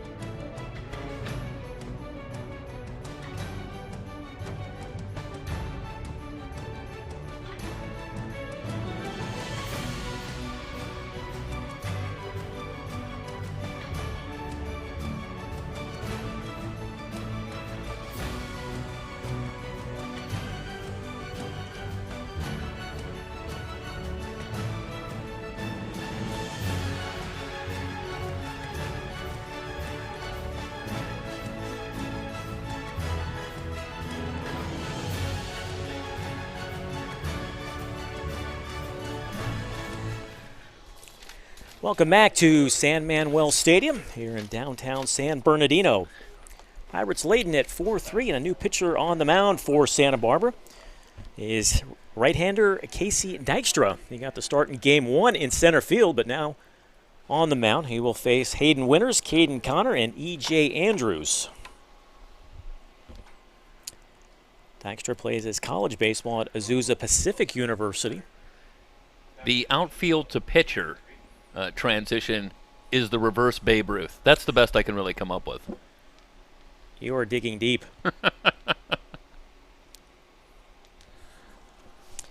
Hayden Winters is officially 1 for 2. Doubled, scored a run, fly to right. Played his first 2 years at Cypress Community College. Now he's a Houston Cougar. Down to the count, 0-1. And that one just a little bit high. 1-1. Below's the catcher, didn't even make an attempt at it. Oh, base is empty. I think that's just good economy. It might be evening, but it's still warm down there. Don't let it fool you. Reached 106 here today.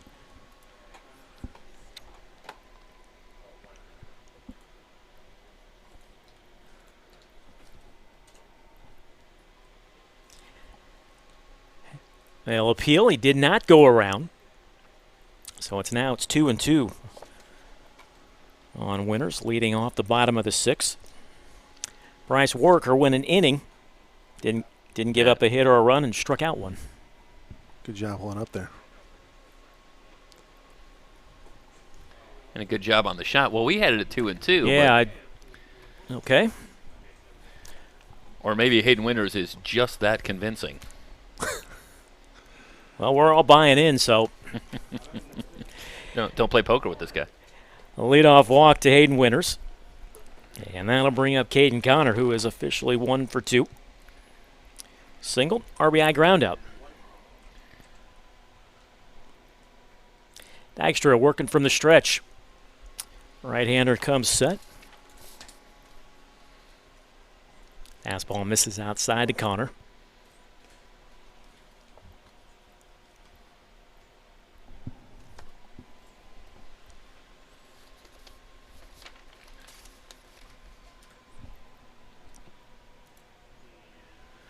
Dykstra listed as a pitcher on the roster, but really the stats from Azusa Pacific would tell you that he is much more often found in the lineup, playing in the outfield.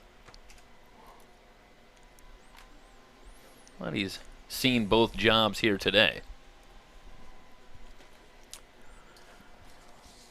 1-1 on Connor.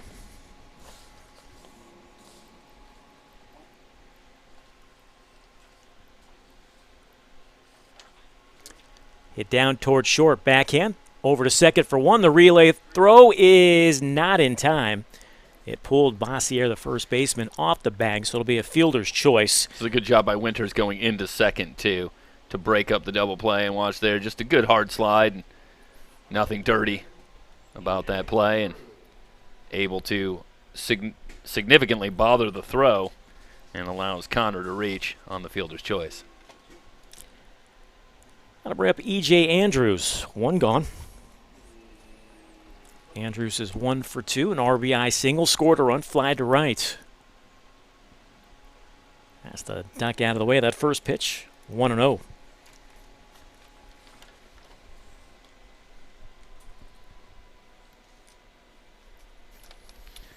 Andrews really keyed the comeback back in the 4th inning with the 2-out single. They kept that inning alive, and Autino and Burns eventually followed suit, bringing Inland Valley all the way back and giving them the lead. The 1-0 to Andrews misses inside. It's now 2-0. Jeff Andrews is another one of those guys taken in the 36th round by the Pittsburgh Pirates in the 2018 Major League Baseball draft.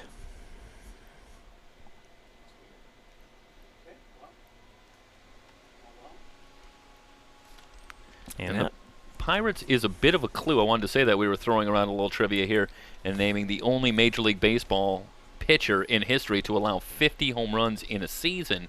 And then we'll start you off with just a little clue, because that's such a big question, that this pitcher did pitch part of his career for the Pirates.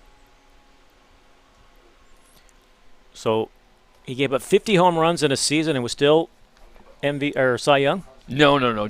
Just the only one to give up that many dingers. And I will also tell you that this is widely regarded as a great pitcher.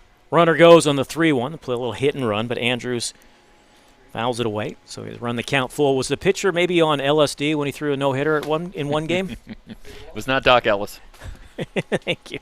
I do love the story, but no, and he was not a member of the Pirates when he gave up the home runs, but he was a Pirate pitcher. Let's see if Connor is off and running again on the payoff pitch. Dykstra checks him. Now he comes set.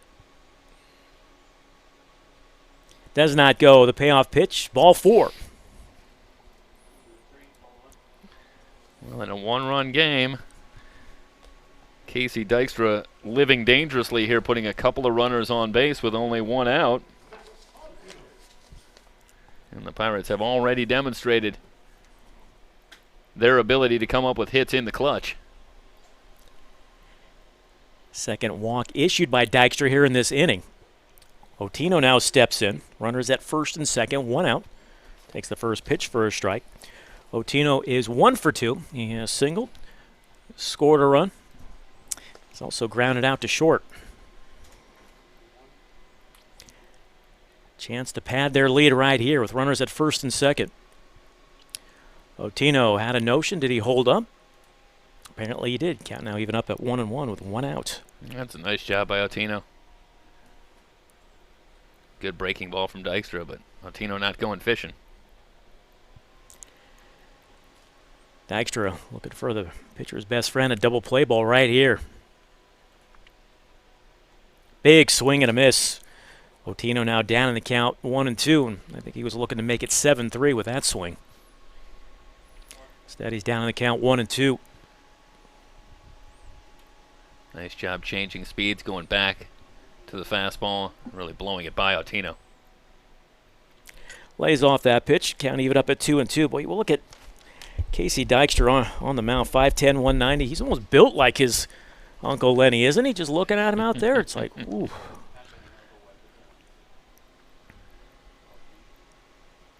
The 2-2 swung on and missed. That's a big strikeout right there for Dykstra.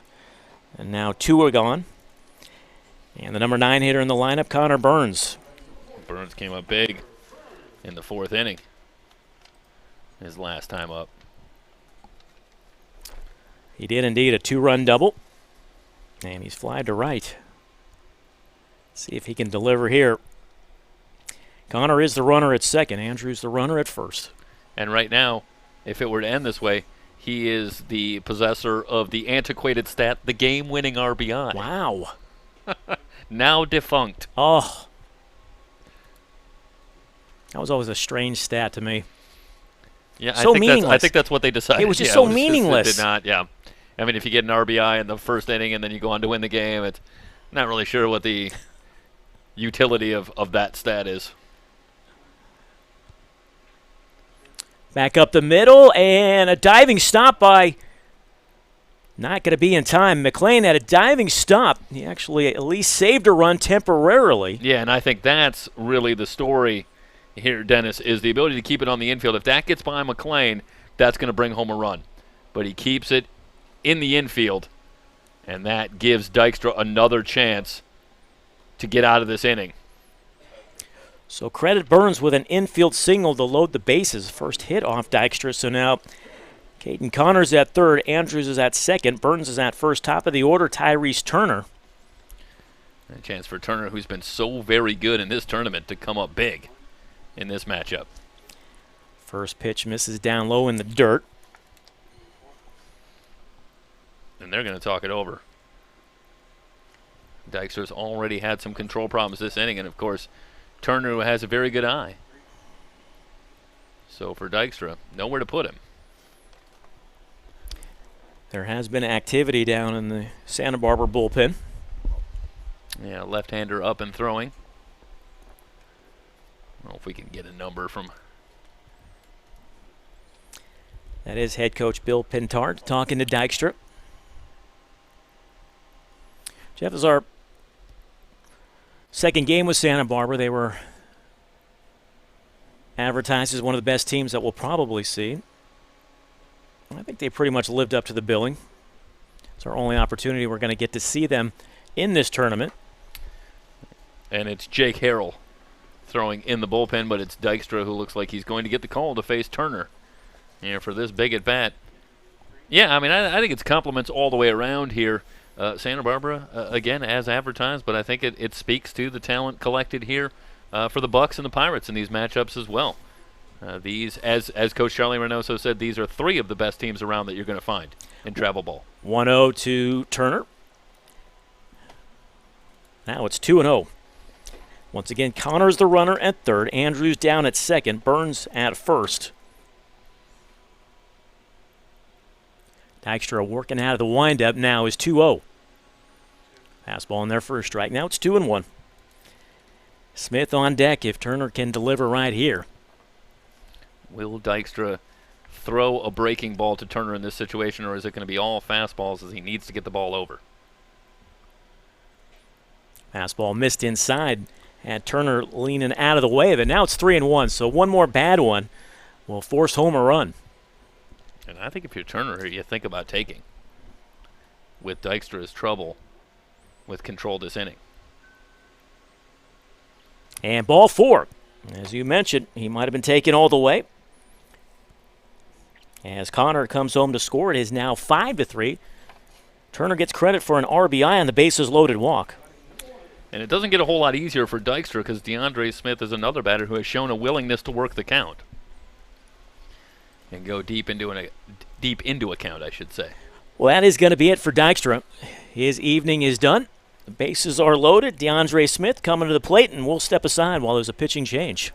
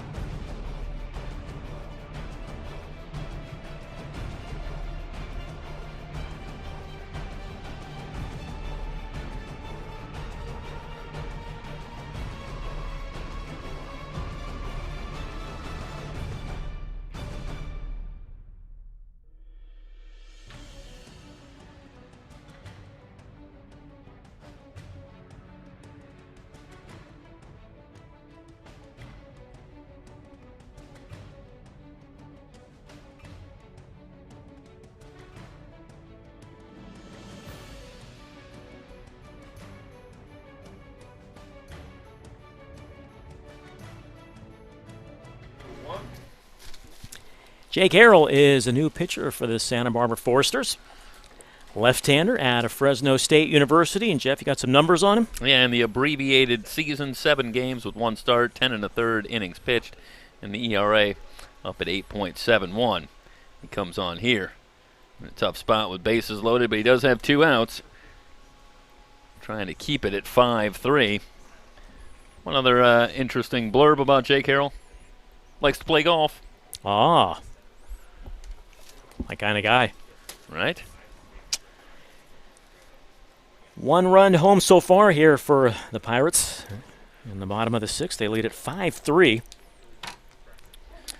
Just a quick recap. Andrews is the runner at third. Burns at second. And Turner's down at first.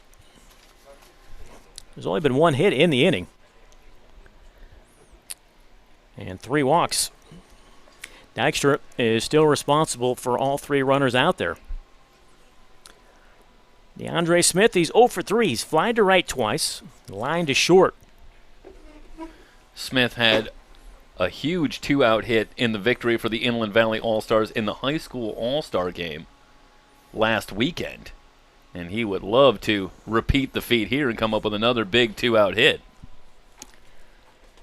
Harrell starts him out with a strike.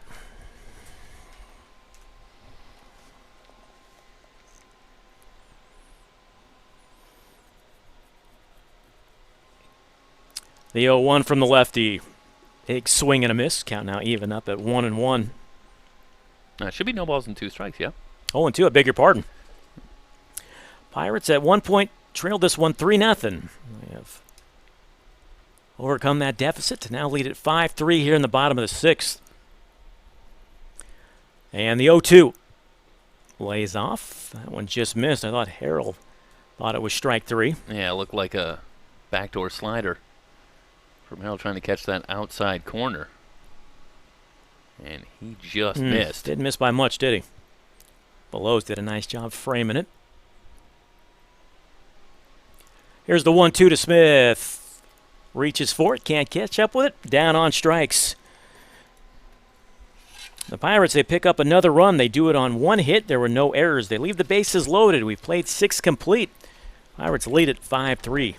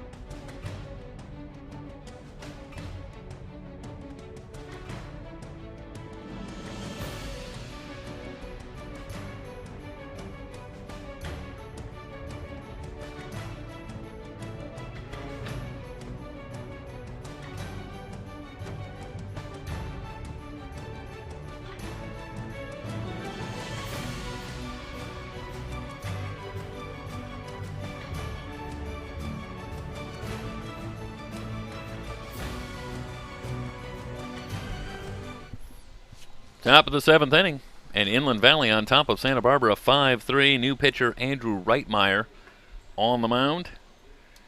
And Dennis, you have some numbers on Reitmeyer. I do indeed. Yeah. Pitched 6 1/3 innings this season. Gave up 4 runs, all earned. 5.68 ERA. But he has been very impressive in a couple of outings here in the tournament so far. So he gets the call here against this Forrester squad. And he'll start with Omar Veloz, who's 0 for 2. Struck out both times. 1 ball and 1 strike. It'll be Veloz, Caulfield, and then the top of the order, Matt McClain. As the Pirates try to bring this one home, leading at 5-3. Curveball of beauty. And speaking of curveball of beauty, want to finish off our trivia question of what pitcher gave up 50 home runs, the only pitcher to give up 50 home runs in a season. You needed a guy who threw a lot of innings. As Veloz tried to hold up, but he's down on strike, so Reitmeyer fans Veloz to start the 7th. And it was none other than Bert Blyleven of the tremendous curveball. Just to finish where we were with that. So Veloz retired, and that'll bring up Caulfield. 0 for 2. Bunts this one toward third, Maudlin on the charge, but he can't come up with it cleanly, and Caulfield is safe at first. This should go down as a bunt hit. That's a really nice bunt by Caulfield. Surprised Modlin, who was playing way back. And we're trying to make the transition from the glove to the throwing hand. How about this for a measure of redemption? It was Caulfield who was at the plate in the game against the Bucks with the bases loaded and tried to drop the bunt and popped it to first and was retired easily. And now lays down a perfect bunt in this one to get himself on base, but obviously that has to feel pretty good after Caulfield struggled to get one down against Brett Finnell against the Bucks earlier with the bases loaded. Well, we've got a pinch hitter. It's not Matt McClain. That is, checking that, Nick Oakley. So Nick Oakley will be the batter with a runner at first and one down. And a throw over to first and Caulfield back easily.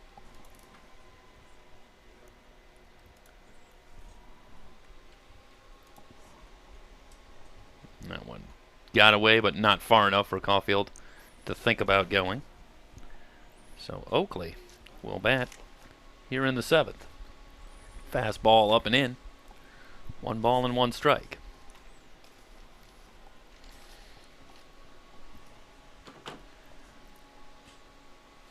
And as per the rules discussed earlier today about these two games, that should mean that McClain is out of the game. We'll see if that, in fact, turns out to be the case. Now they have the runner hung up, the throw down to second. Still no call, and they did get him. So Caulfield breaks early. Reitmeyer able to get the throw to second. We'll have a look here. Ball definitely beats him, and a good job by Autino putting the tag on. Good job by Reitmeyer. Collected himself to get Caulfield.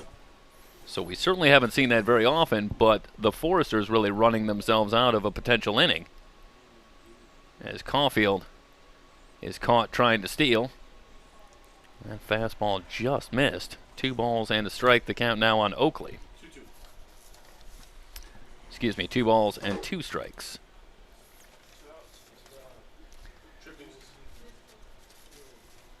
Reitmeyer ready. 2-2 pitch, high and away.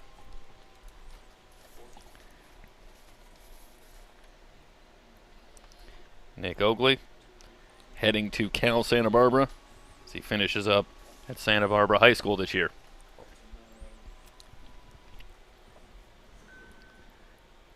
Curveball misses, and Oakley has a 2-out walk. Well, that only puts a further spotlight on the base running miscue. As now it's a runner at first, 2 down, and Jake Young will be the batter, who's 1 for 3.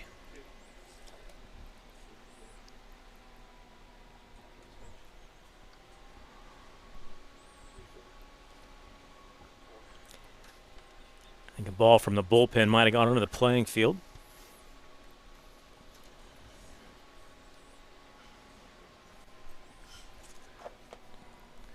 Jake Young, in an abbreviated season, still had 4 home runs and 23 runs batted in. That in just his freshman campaign at Texas Tech.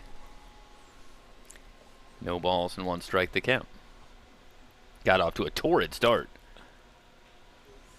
Line drive, but right at Smith to retire the side.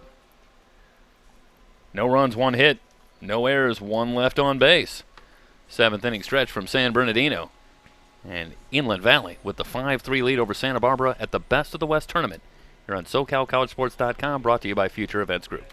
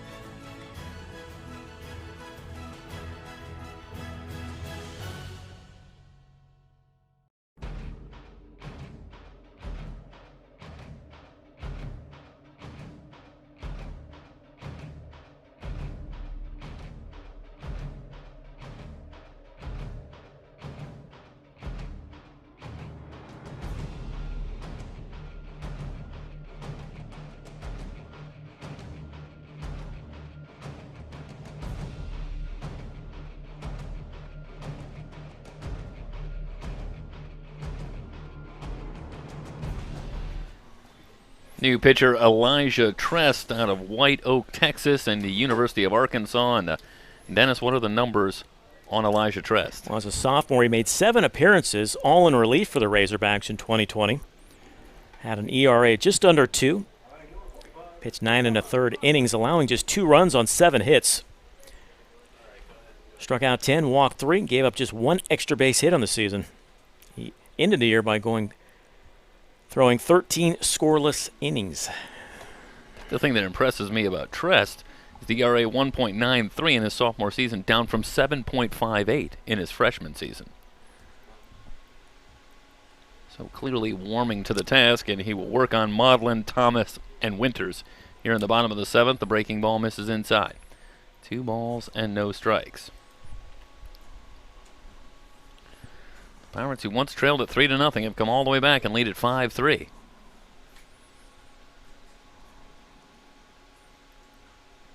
Bouncing ball foul. Trest, the 5th pitcher of the night for the Foresters. Trying to complete the day-night doubleheader sweep here over the Bucks and the Pirates, but the Pirates have battled their way back. Back to the screen. It's our only opportunity to see Santa Barbara here in this tournament. One day and then off to Wichita. Santa Barbara to San Bernardino, and then Middle America.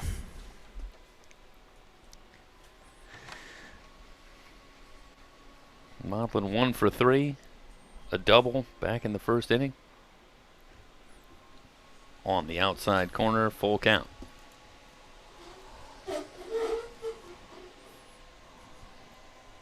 A location here from Trest, and but yeah, pretty generous call. I think you're right on that, Mike Zepeda in the booth. 3-2, ground ball to third. Encarnacion with the long throw. And he gets Maudlin for out number 1.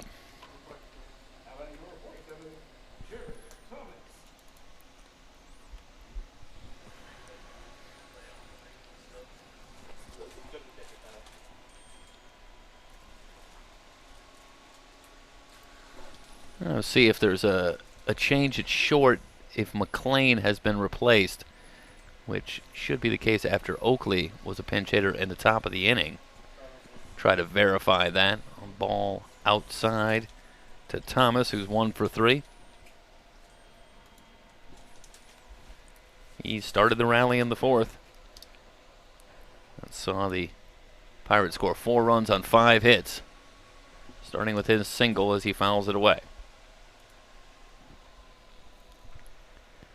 Well, that, for the life of me, still looks like McLean at short, wearing the same reflecting sunglasses that give kind of a strange look out there under the lights on the field. Ground ball toward first. Bossier will take it himself. 2 down, base is empty, and Hayden Winters will be the batter.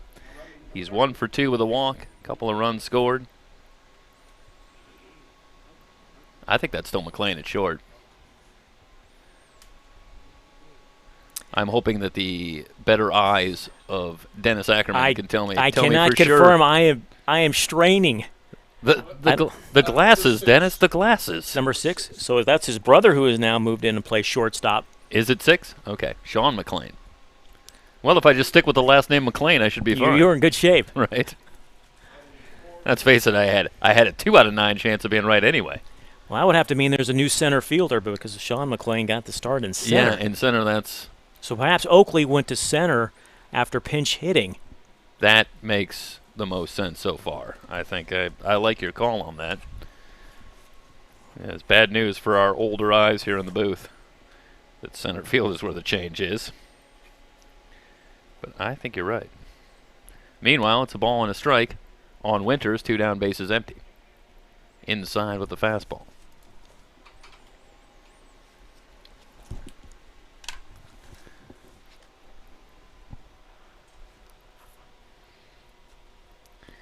Well, who's going to be our player of the game here right now? Still some baseball to be played, but Connor Burns with the 2-run double, perhaps. That's a big blow. Julian Aguilar out of the bullpen. That was a sensational performance when it looked like it might get away from them early. Fouled back. Right.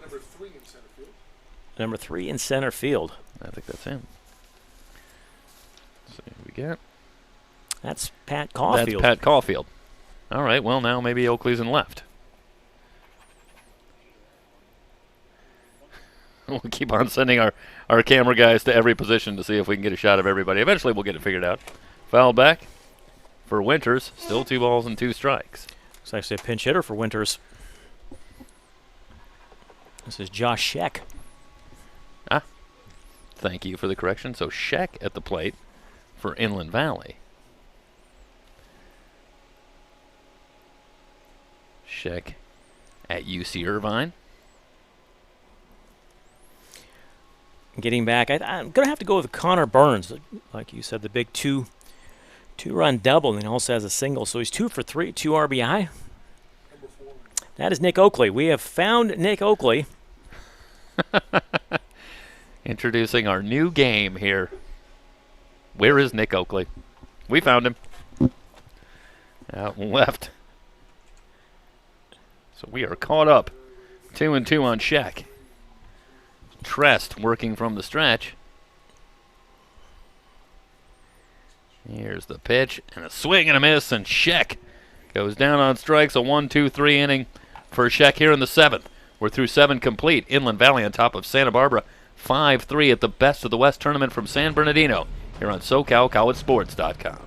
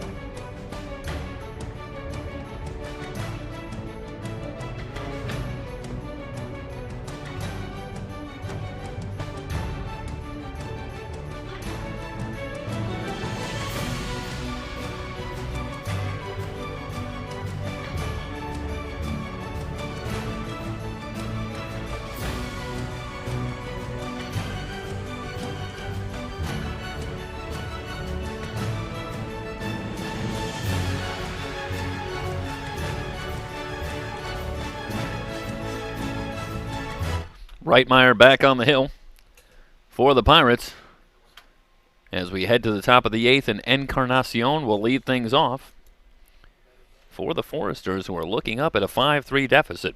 It'll be Encarnacion, Bossier, and Holgate. 3, 4, 5 due up in the order.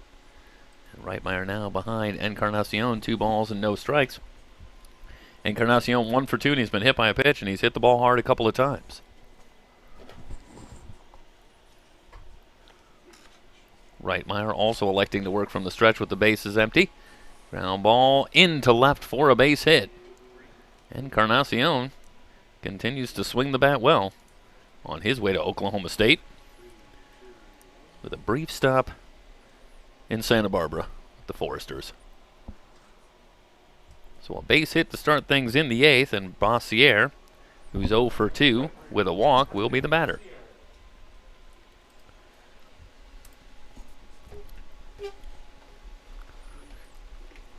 Jeff, I have a trivia question for you. Whenever you are ready for it. Well, let's have it. How about after this pitch? All right.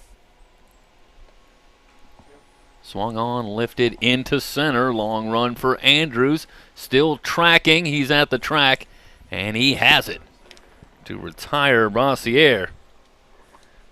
One down. And Encarnacion will retreat to first, and it looks like that might be a change in center field.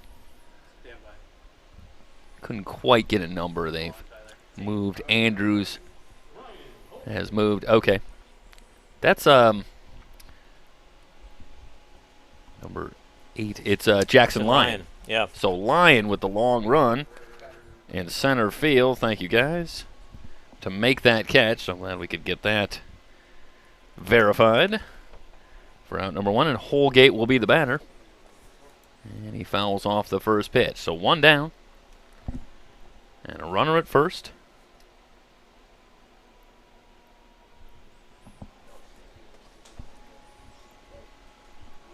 Fastball from right Meyer high. So let's have that. Let's all think about Dennis's trivia question here. All right, this is all time now. Doesn't matter when you played your first season in the major leagues, but give me the top 5 in order all-time winning percentages by franchises. Oh, if only they had stopped in about 1910. My Cubs would have been on there. Foul ball. Mike, you want me to repeat that one more time? Yeah, one more. Top 5 all-time franchise winning percentage in order. Oh, in order? In order. I'll just give you the top 5. You don't have to even do it in order, but I'll give you the top 5. Wait. I wanted to guess on the top 5. No, absolutely. A ball and 2 strikes to count on Holgate. You are correct, my friend. Yeah, I got to believe the Red Sox, Dodgers, and Cardinals are somewhere on the list. Very good. Cardinals number 2? Cardinals number 4, Dodgers number 3. You're missing 2 and 5.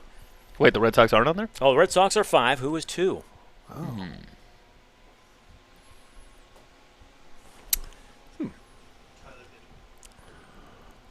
We have 4. Meanwhile, Holgate down on strikes. And with 2 down, a runner at first, McLean will be the batter. He's 0 for 3 on the night.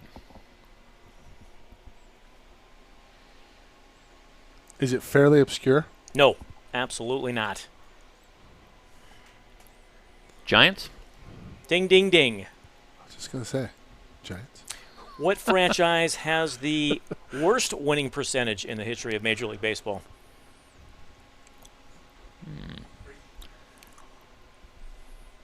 Still the Mariners? Nope. Mariners, let me see where they I guess they've been pretty good for a while. They now. come in at 25th. Marlins is incorrect as well. They are 29th. It's not my Cubs. It is not your Chicago Cubs. All right. Is it the Mets? No, it is not the Mets. Pods. What was that one? Pods. Winner, winner, chicken dinner. San Diego Padres. Nice job, guys. Foul tip. I would have guessed McLean's still Marlins. alive. I would have gone Marlins. I know they won 2 World Series, but Yeah. You know who's so many absolutely dismal loaded? seasons. The Padres this year. Can they in a 60 games shortened They season with are 16 teams? absolutely loaded. Mike, is You that got- your dark horse? Yeah. I hear a lot about Tampa, but I thought per our discussion earlier, the dark horse was the season finishing. Yes, dark horse is COVID. unfortunately. Yeah. 3 balls and 2 strikes to count on McLean. And Encarnacion with a good lead at first. Foul back.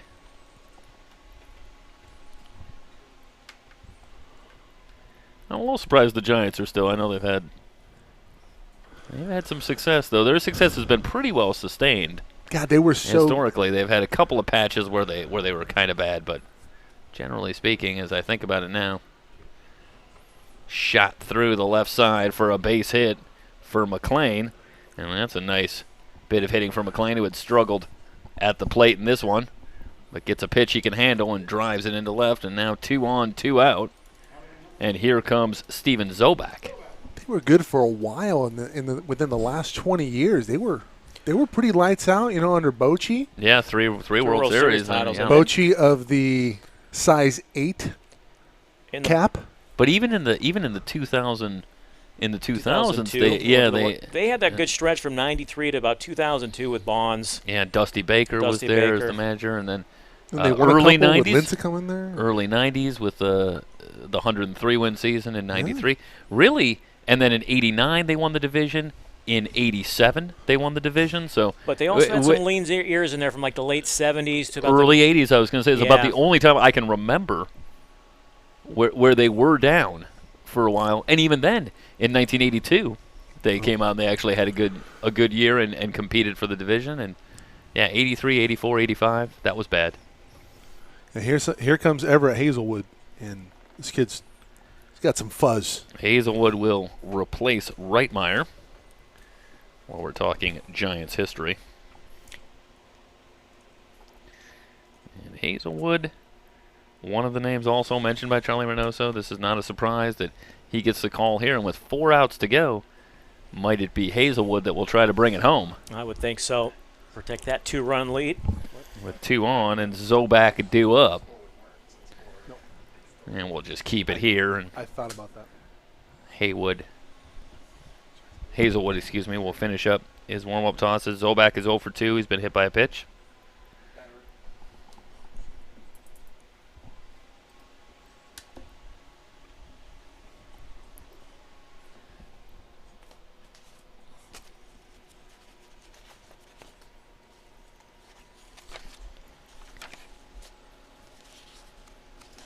And you watch Everett Hazelwood take his warm-up tosses.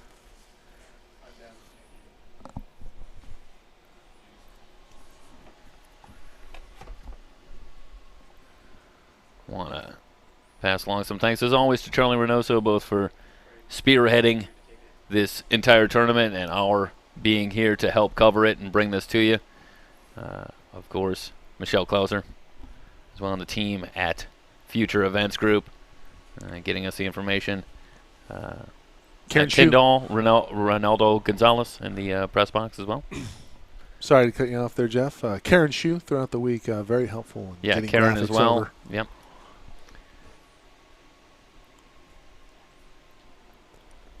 And he's going to hate it that I mentioned it, but Dennis Ackerman for joining us again, taking the time. Always my pleasure. Made a run to Subway earlier. How about Subway getting a club? A plug, excuse me. See, there's your sponsor. Not with the way they treated Dennis. 2 balls and a strike. Jeff Hazelwood started 4 games this year for Jayhawks. It was 2-1. One performance, went 6 innings, 12 strikeouts, and was named Big 12 co-newcomer of the week. If my memory is right, I believe Hazelwood has donned 2 jerseys in the tournament. I think he pitched for the Bucks a little bit earlier as well. Did. Called strike. And now it's 2 balls and 2 strikes on Zobak. Like a mid-tournament acquisition. We have a trade. That's right. KG from Charlie Reynoso. 2-2 to Zobak. Foul back. Velos would be next. Played his first 2 years at Palomar Junior College. Yep. Comet. Went to Norco High School. Originally from Mission Viejo, California. That's not too far from us. Not too far. 2-2. Into left field. It's going to be a base hit. This will score 1. McLean able to make it to third. It's a 2-out RBI single for Zobak. And now it's 5-4. It's just a good piece of hitting, as you'll see right here. It fights it off, goes to the opposite field, and makes it a 1-run game. Well, hold everything. And that insurance run on the Tyrese Turner walk now looms large. Yeah. As it is the difference. And that'll bring up Velos, who has struggled at the plate 0 for 3. He struck out 3 times. But he could erase all that and then some with a 2-out hit here. First pitch from Hazelwood. Fastball on the inside corner for strike 1.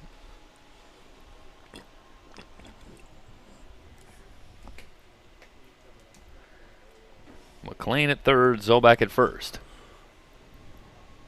The 0-1 pitch. Just gets a piece of it. And now he's in a hole, no balls and 2 strikes. It's been a couple of good fastballs from Hazelwood, and does he elect to just go right after him here with another fastball? From the Lou Brown school? And I think, yeah, forget about it. Let's see if it's the heater. No, breaking ball, and he got him. Wow. And Hazelwood knew it. Locates the leather and fans Veloz to retire the side. But the Foresters creep a little closer. 1 run on 3 hits, no errors, 2 left on base. We're heading to the bottom of the 8th. The Pirates over the Foresters 5-4 at the Best of the West tournament from San Bernardino, brought to you by Future Events Group.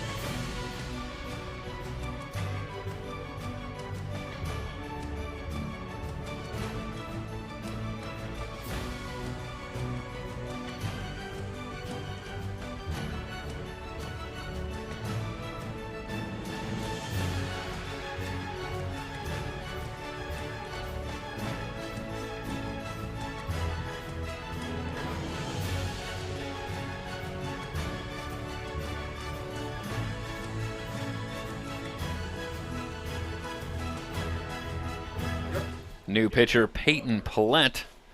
Another in the list from the University of Arkansas is the new pitcher, and Dennis has some numbers. Razorbacks well represented on this roster. As a freshman, made 4 appearances all out of the bullpen for the Razorbacks. 1.59 ERA and 1 save, pitching 5 2/3 innings. And he will work to Caden Connor, E.J. Andrews, and Matt Autino here in the bottom of the 8th. And Foresters trying to keep it right here and give themselves one more chance here in the 9th, trailing by 1. Paulette's first pitch hit on the ground. It's going to get through for a base hit. So Connor leads things off with a single, his second hit of the night. And the leadoff man aboard for the Pirates. Connor just takes this one right back up the middle. So Paulette, the 6th pitcher of the night for the Foresters. Pirates trying to stay undefeated in the tournament and pull off a nice victory over a talented Santa Barbara Forester club. Fastball misses high and inside to a pinch hitter, Jackson Lyon, who replaced E.J. Andrews in the top half of the inning in the outfield. So Lyon at the plate for his first at bat. Big swing and a miss. And the count now 1 ball and 1 strike. You know, the Pirates would love to get that run back, give them a little insurance. 9-1-2, Caulfield, McLean, beg your pardon, Oakley and Young due up for the Santa Barbara team in the 9th inning. Good fastball in there for a strike, and it's a ball and 2 strikes on Lyon.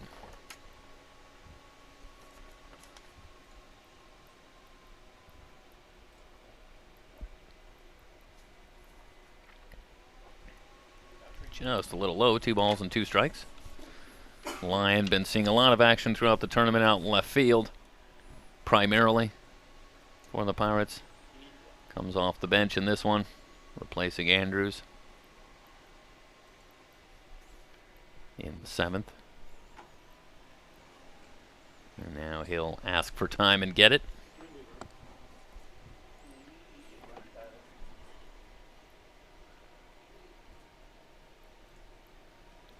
Let ready, curveball, called, strike 3.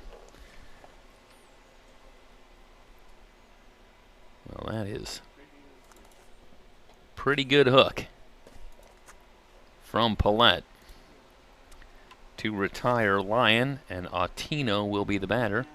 And we have another pinch hitter, Sean McLeod. Will come up to bat for Autino. And McLeod on his way, or I should say, yeah, on his way, I believe, to Long Beach State. That is correct. First pitch from Paulette misses low and inside. 1 ball and no strikes.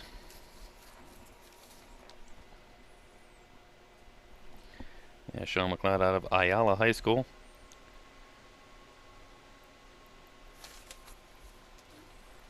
He had a cut. 1 ball and a strike. Now we bring you back to live action. Or no, this is the replay. And see Paulette able to just throw the fastball by him. A throw over to first. And Connor not on the move.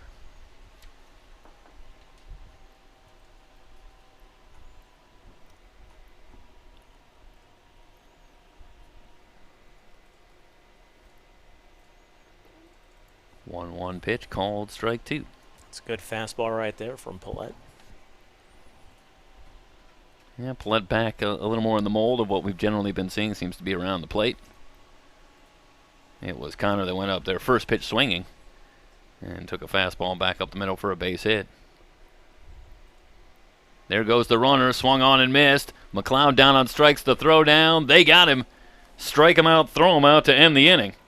No runs, 1 hit, no errors, nobody left on base.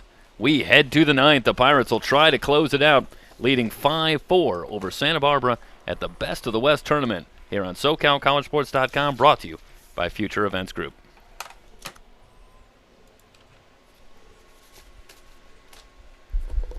Scritty Paletti. You guys don't have any indication that they're going to play the 9th inning?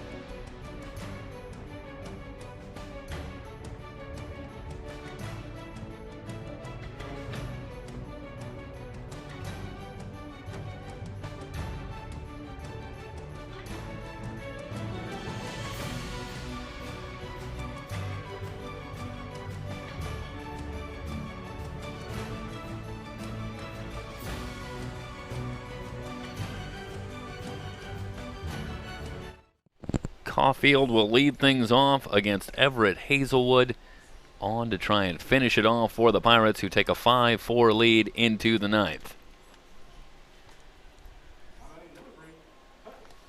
Pat Caulfield 1 for 3. A base hit his last time up in the 7th. Hazelwood into the line, first pitch, swung on and missed, and good late movement on that pitch, and that looked like a decidedly uncomfortable swing from Pat Caulfield. Very. He was completely fooled on that pitch. Here's the 1-1 tailing inside for a ball. I think you look at Hazelwood, and it's the natural movement on the pitch, definitely catches your eye. Here's the 1-1 pitch. Just outside. Oakley scheduled to bat next, followed by Jace Young. For the Foresters, who need a run here to stay alive in this one. On the outside corner. 2 balls and 2 strikes on Caulfield. Sean McLeod into the game at second. DeAndre Smith moves from second base to shortstop for the Pirates.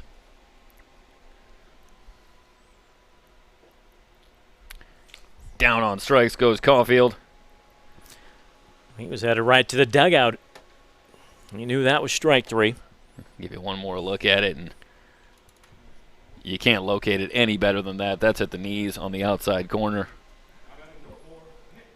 And Hazelwood, after giving up a base hit to Zobak that scored a run when he first came in, has now struck out the last 2 batters he's faced, and he's 2 outs away from potentially finishing this one off. 1 ball and no strikes on Oakley. Came on to bat for Matt McLean in the 7th and walked. Nick Oakley on his way to Cal Santa Barbara. 2 balls, no strikes. I want to thank our crew tonight. Tyler Rubin and Jorge Zepeda on camera. Tonight's broadcast produced and directed by Mike Zepeda.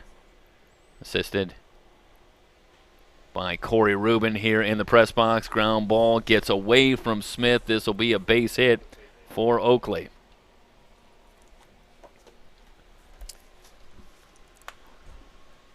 That was a good job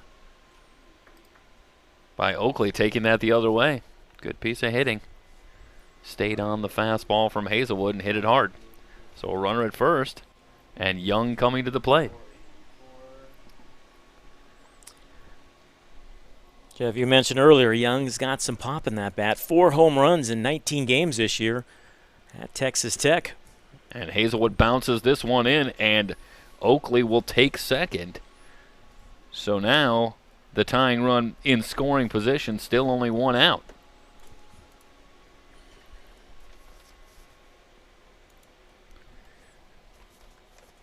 We'll hold everything now. Young had 23 RBIs in just 19 games.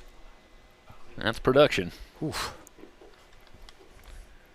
Yeah, if my memory was right of looking at the stats for him, he got off to just a ridiculous start, something like 13 or 16 RBIs. I think it was 13 RBIs in the first 4 games or something like that. I mean, it was just phenomenal. And he really just kept it right on going. A ball and a strike. The count, fastwood from Hazelwood. And that one pops back out, and the runner will advance to third. So another wild pitch, and now the tying run is just 90 feet away with the count at 2 balls and a strike on Young. You almost get the feeling Hazelwood's trying to overthrow right now. Yeah, he was pumped up coming out here. So the infield comes in. The Pirates will try to keep the lead. And cut down the run at the plate on a ground ball. And a swing and a foul back to the screen. And now it's 2 balls and 2 strikes on Young with Encarnacion. That's an enticing matchup next after Young. Encarnacion with the huge power, and that is going to be power versus power. But for right now, Hazelwood's got the tough assignment and Jace Young at the plate. Here's the 2-2 pitch. Breaking ball inside, 3 balls and 2 strikes.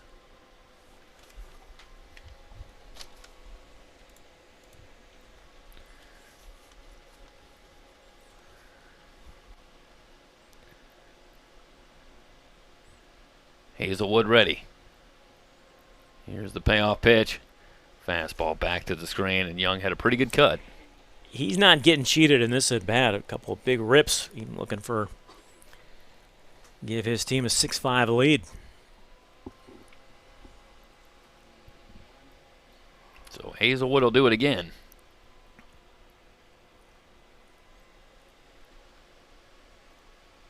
Now he's ready. Here's the 3-2 pitch. Young lines this one into center field. Lyon on the run. And it is going to drop in for a base hit and tie the game.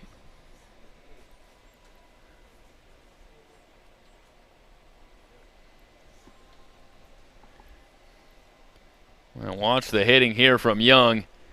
And just stays right on that fastball on the knees. Lyon got a pretty good jump but couldn't get there. And we are all tied up at 5.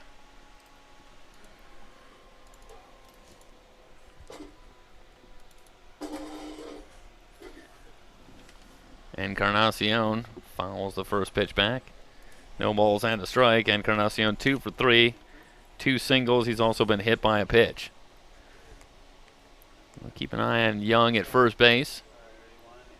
Held on by Connor.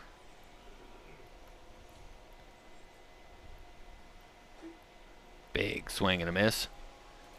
And now Encarnacion down, no balls and 2 strikes.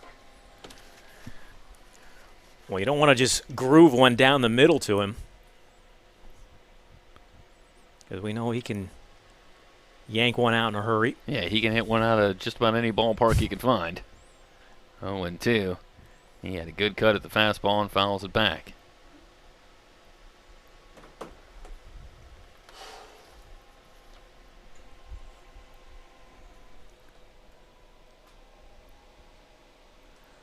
That was a nice job by the Foresters, down 5-3, but they get a run in the 8th.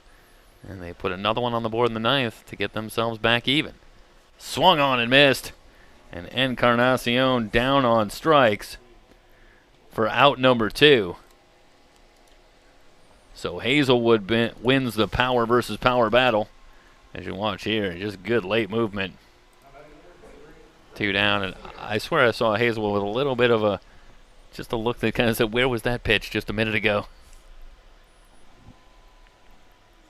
And he knows that he let the Foresters get back into this one and tie it up.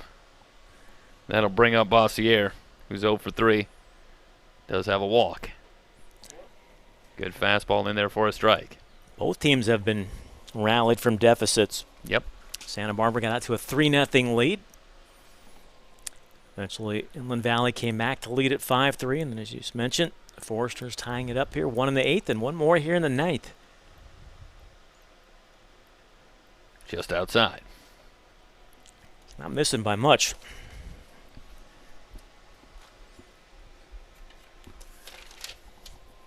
Pirates in the 9th, it'll be Burns, and then the top of the order, Turner and Smith. Due up.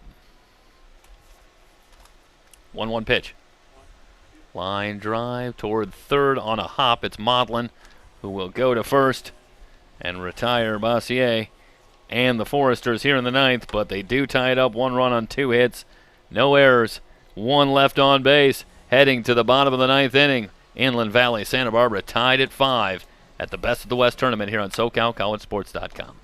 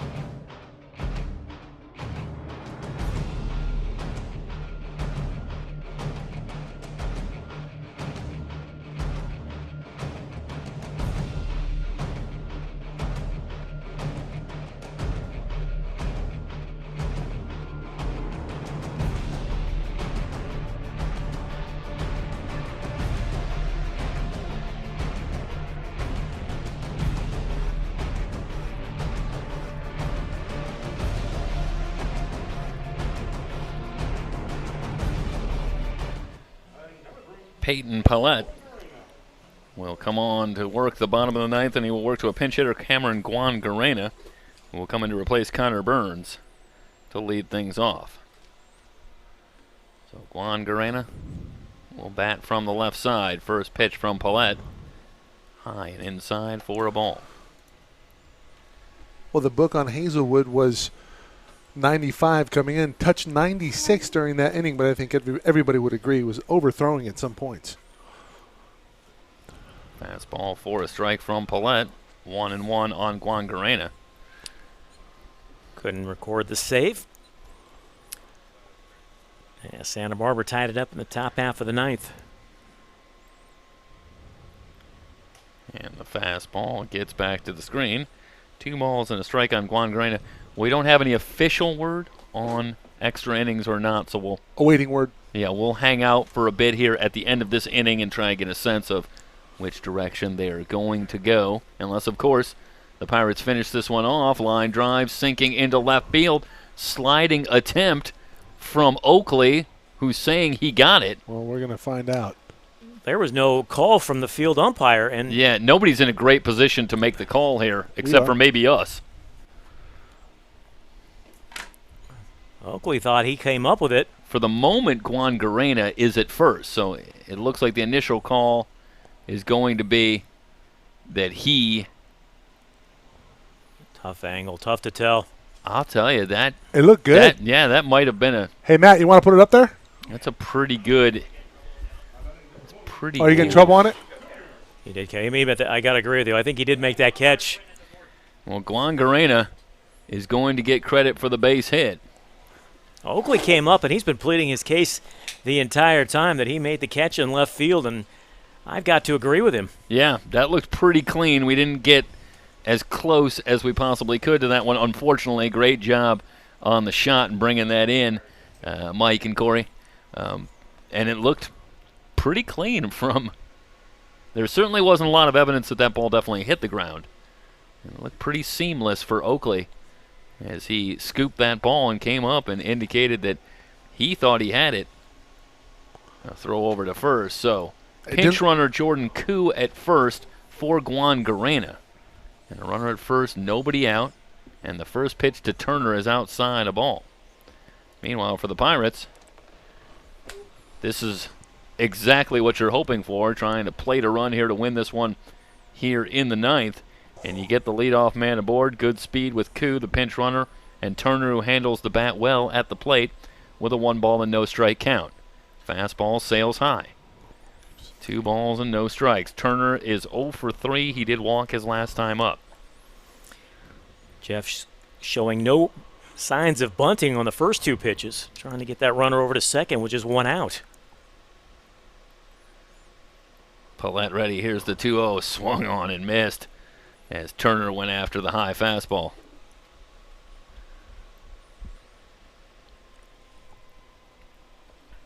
And again, this is instant replay. And, well, Pallette's got a good live arm. There's no question about that.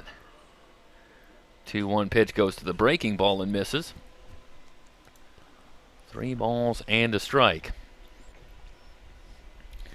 I think if you're Pallette, you got to go after Turner here. You don't want to put this runner, the potential winning run in scoring position, still with nobody out.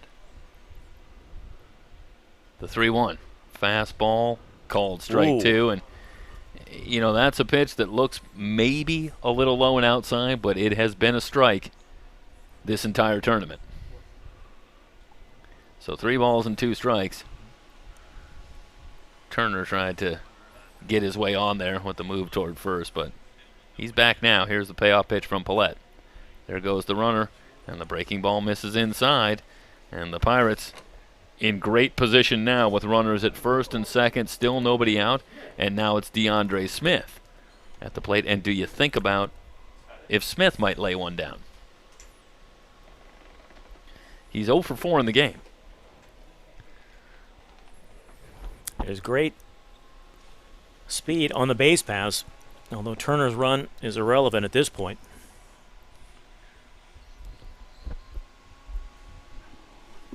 Koo at second with the winning run for the Pirates, and there is DeAndre Smith on his way to USC.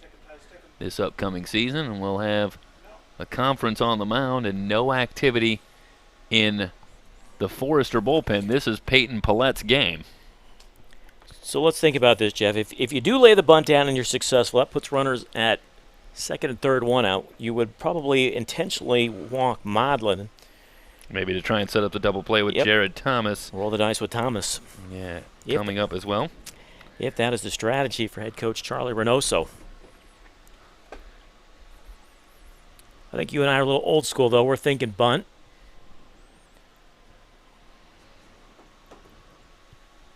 Well, I think also with Smith, you got a guy, a good contact hitter. Maybe you put the bat in his hands and have him put the ball on the ground. He's going to be a tough hitter to double up. Unless he hits the ball pretty cleanly right at somebody. So maybe you take your chances, too, that Smith can deliver a base hit and bring this to a close right here. It's a long meeting at the mound. Animated Bill Pintard talking to his team.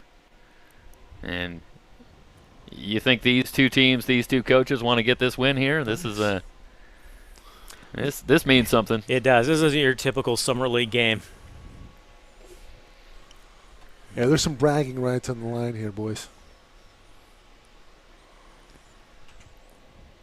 So Smith is ready. And Pillette back up on the rubber.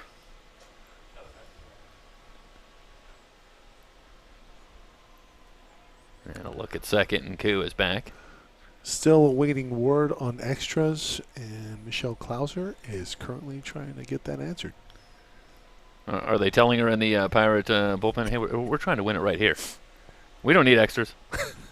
We'll tell you in a second after Smith delivers a base hit right here. Fastball misses low, and it's 1 ball and no strikes. And Smith, who's had a quiet night at the plate with a chance to be the big-time hero here, fouls it away. Well, it was Smith last week. Yep. And the high school all-star game, big 2-out hit, giving the Inland Valley High School All-Stars the win over the Orange County High School All-Stars. Make of the 1-1 count, you're not going to be see Smith trying to lay one down. Pillette ready. 1-1 pitch, breaking ball, gets the called strike. Another generous call. And now Smith with 2 strikes on him, and I don't think DeAndre Smith has had an at-bat in this entire tournament where he hasn't had 2 strikes on him. I can't remember one. Every time he's up there, we're talking about a deep count, and he's hitting with 2 strikes, and he does so here. 1-2, line drive back up the middle. This is a base hit. Koo rounding third, but they're going to hold him up. And very wisely. That's a heck of a throw. Yeah, from Caulfield out in center field. But the Pirates are on the precipice. Bases loaded. Nobody out. And you got Modlin coming up to the plate, and now Pillette badly needs a strikeout. I think they're going to go 5 infielders. Who fired the strike from center field? Wow. It's Pat Caulfield, I believe, was that is last reported. Yes. To be in center field. But they are going to go 5 infielders. They're going to bring in Nick Oakley from left. I got it. Modlin, who's 1 for 4 in the game with a double. Pillette ready. First pitch, fastball way high. 1 ball and no strikes. Yep, and that is Caulfield.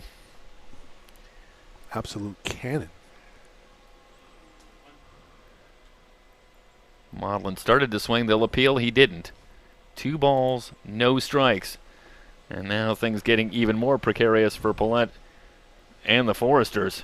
You got no place you can put him with the bases loaded, nobody out. Here is the pitch. Swung on and missed. That was ball 3. Modlin's only going to swing the bat one way. He's going to take a cut up there. He has struck out twice tonight. So he is something of a free swinger if you're looking for good news for the Foresters. Good cut and back to the screen. And Aron just missed that one. 2 balls, 2 strikes. Jared Thomas waits on deck.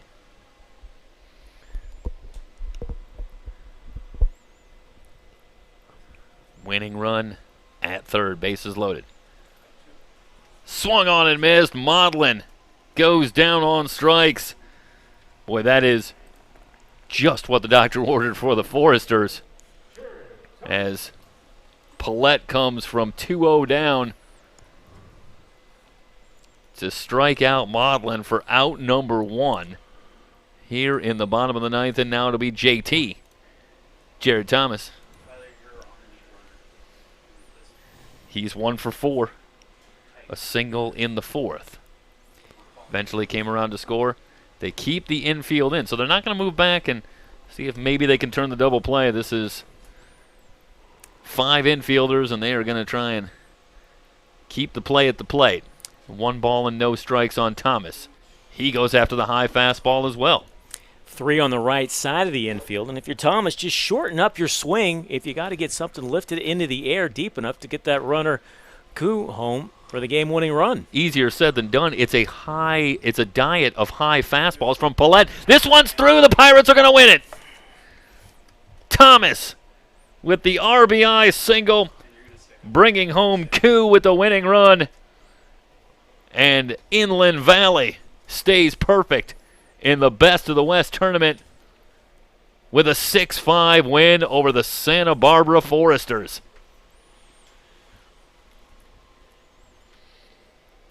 And Charlie Reynoso, Bill Pintard come out, do the old Bash Brothers forearm bash going back. But it is a final. 6-5. Inland Valley in a thrilling ball game, and this one lived up to the hype. Pirates had to earn it, but guess what? They're still undefeated. It was a good one. It was a seesaw game. The Santa Barbara jumped out to a 3-0 lead. The Pirates rallied to take a 5-3 lead, and Santa Barbara tied it up in the 9th, and then Pirates winning it here in the bottom half of the 9th. Well, I'll tell you guys, my takeaway from this is that after watching the 9 innings here, there's not a big difference between these two teams. No. I think there's an awful lot of similarity in the pedigree and the talent level of where these teams are going and where these players are going. There is an awful lot of talent on both sides of the diamond in this one, and it's the Pirates who win it 6-5. Michael, did you have any final thoughts as we get to our... Get ready for one tomorrow. I believe it's the Bucks and the Pirates at 7 o'clock. Jeff, do we want to give a game MVP? Well, I mean, do we go with Jared I think we do. Thomas? Jared Thomas with 2 hits. He started the rally with the base hit. If nothing else, of just the poetic beauty of Thomas starting the rally and finishing the game. Maybe that is enough to push him in the tie. Starts the rally, finishes it off with the RBI single, and JT will be our MVP. For everybody here at SoCal College Sports, thank you so much for joining us for a great evening and afternoon of baseball. Once again, Inland Valley with a 6-5 win over Santa Barbara here at the Best of the West tournament. Once again, for everybody here at SoCalCollegeSports.com, so long, everybody. We'll see you tomorrow.